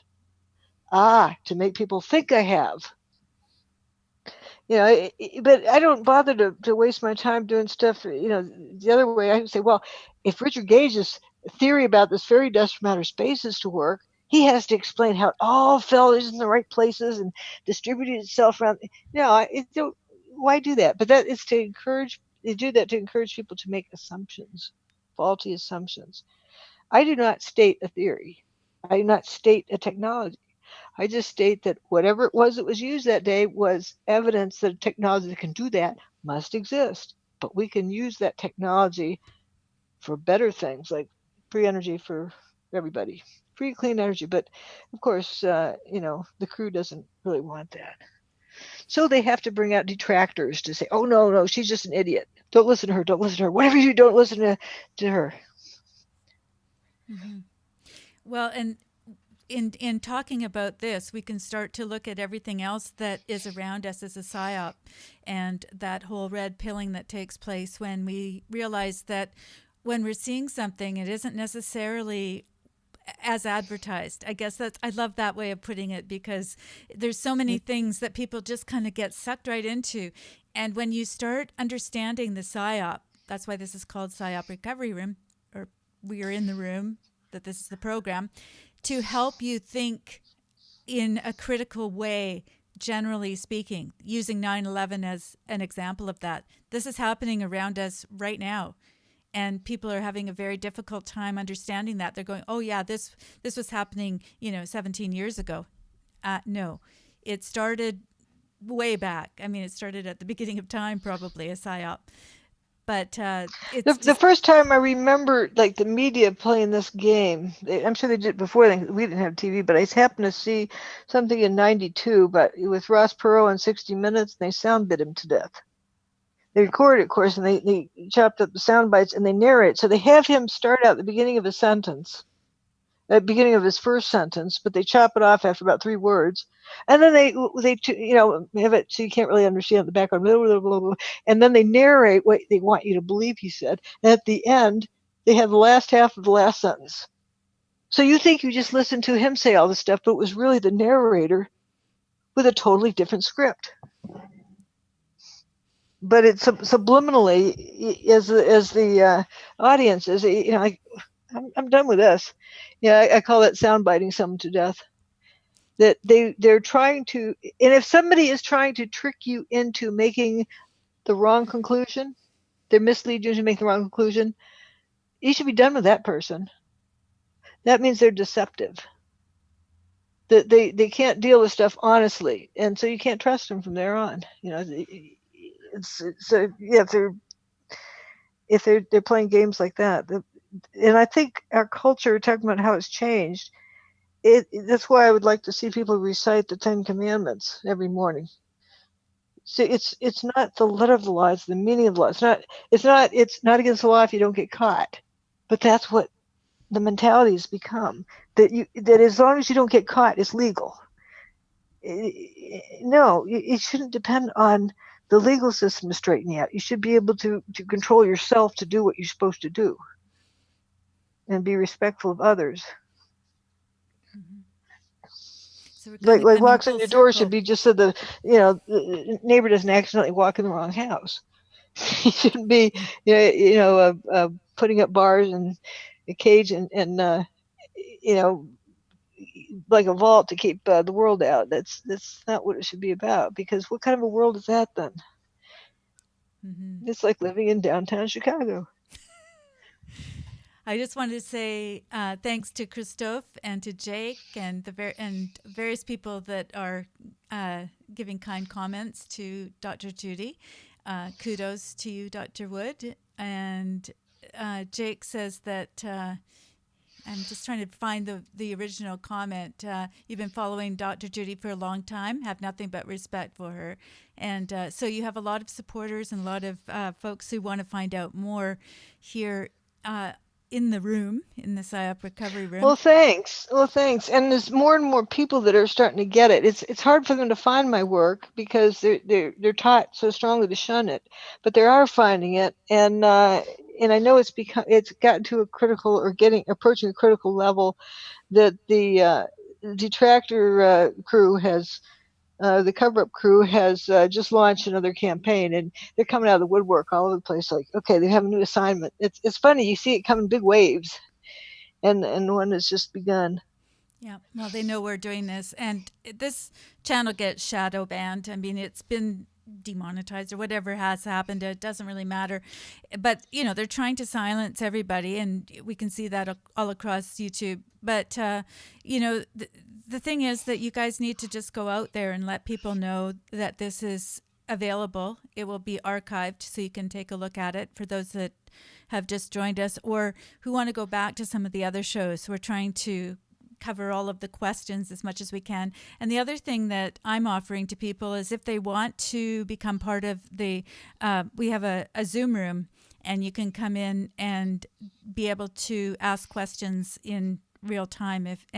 So we're going to have a few people doing that if you want to get in touch with me on characterdriven.com, and then you can actually chat with Dr. Judy as well. So we want to make it as accessible as possible and to help you with the resources and the answers that you need to be able to hopefully get other people to come and join us. And do get a copy of the book, get a copy for somebody else that you love, because it's a life-altering piece of work. It's amazing. And the more thinking people we have, it's not just about 9/11. It's about thinking and seeing what is right in front of you, and avoiding the psyops.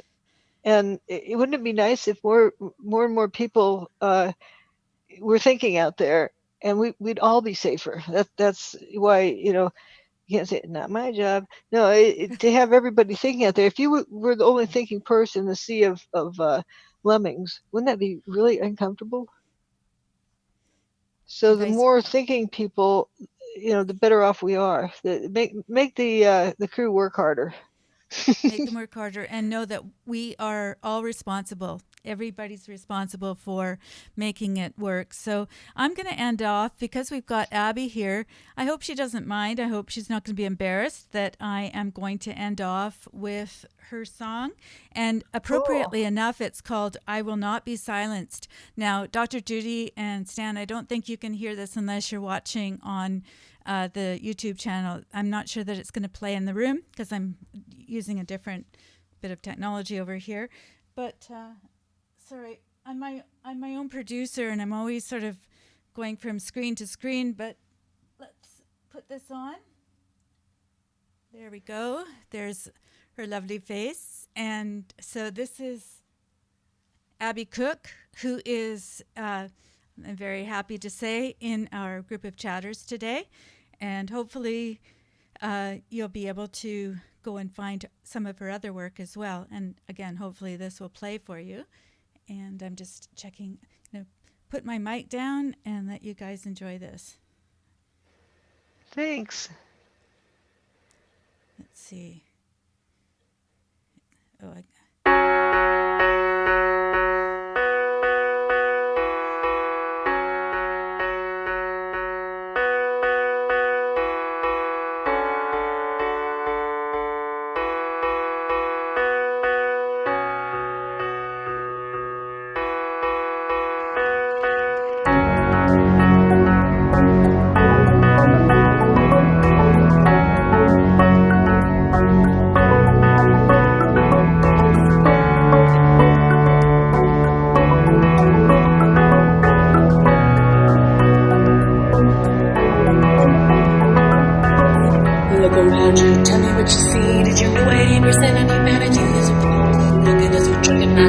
what's wrong? Why is every day we make just disappears and once it's gone? 22,000 children die every day due to poverty. Is that okay? What's the problem? Illuminati. 8,600,000 vacant homes in the U.S. Every homeless person could have 6 alone. We call this freedom, I call this prison. In disguise, use a dollar and the system to blind the truth from our eyes. Any event that doesn't fit in the schemes will be hushed and not covered by the mainstream.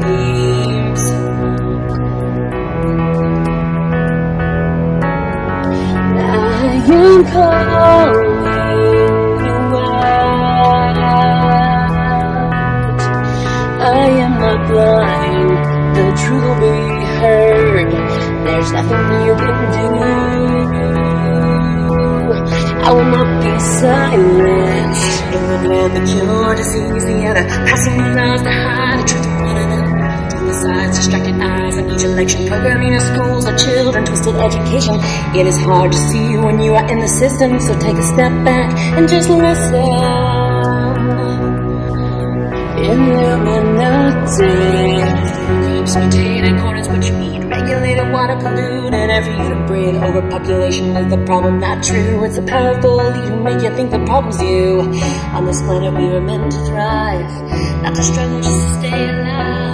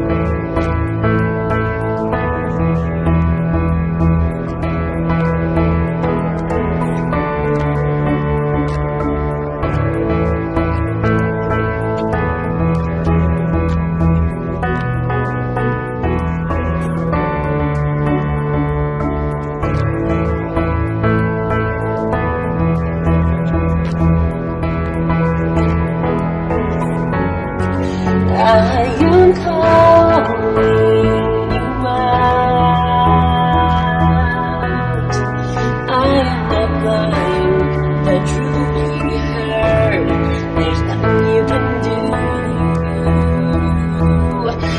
not be silenced.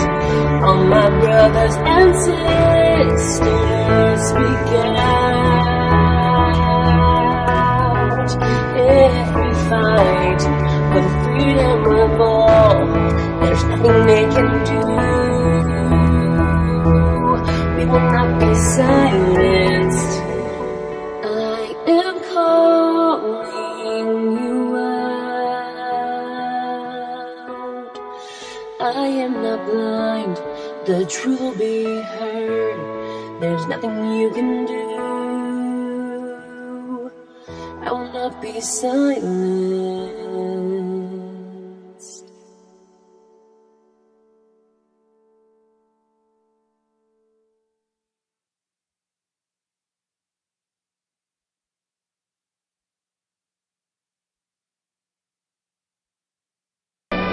One of the initial steps of the military Psyop program is directed toward the hostland military establishment itself.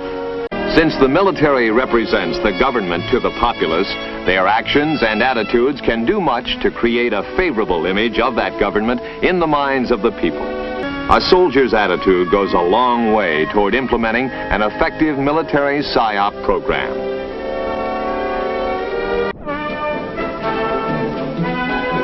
Among the support elements needed are the light mobile printing team with its printing and editorial shelters.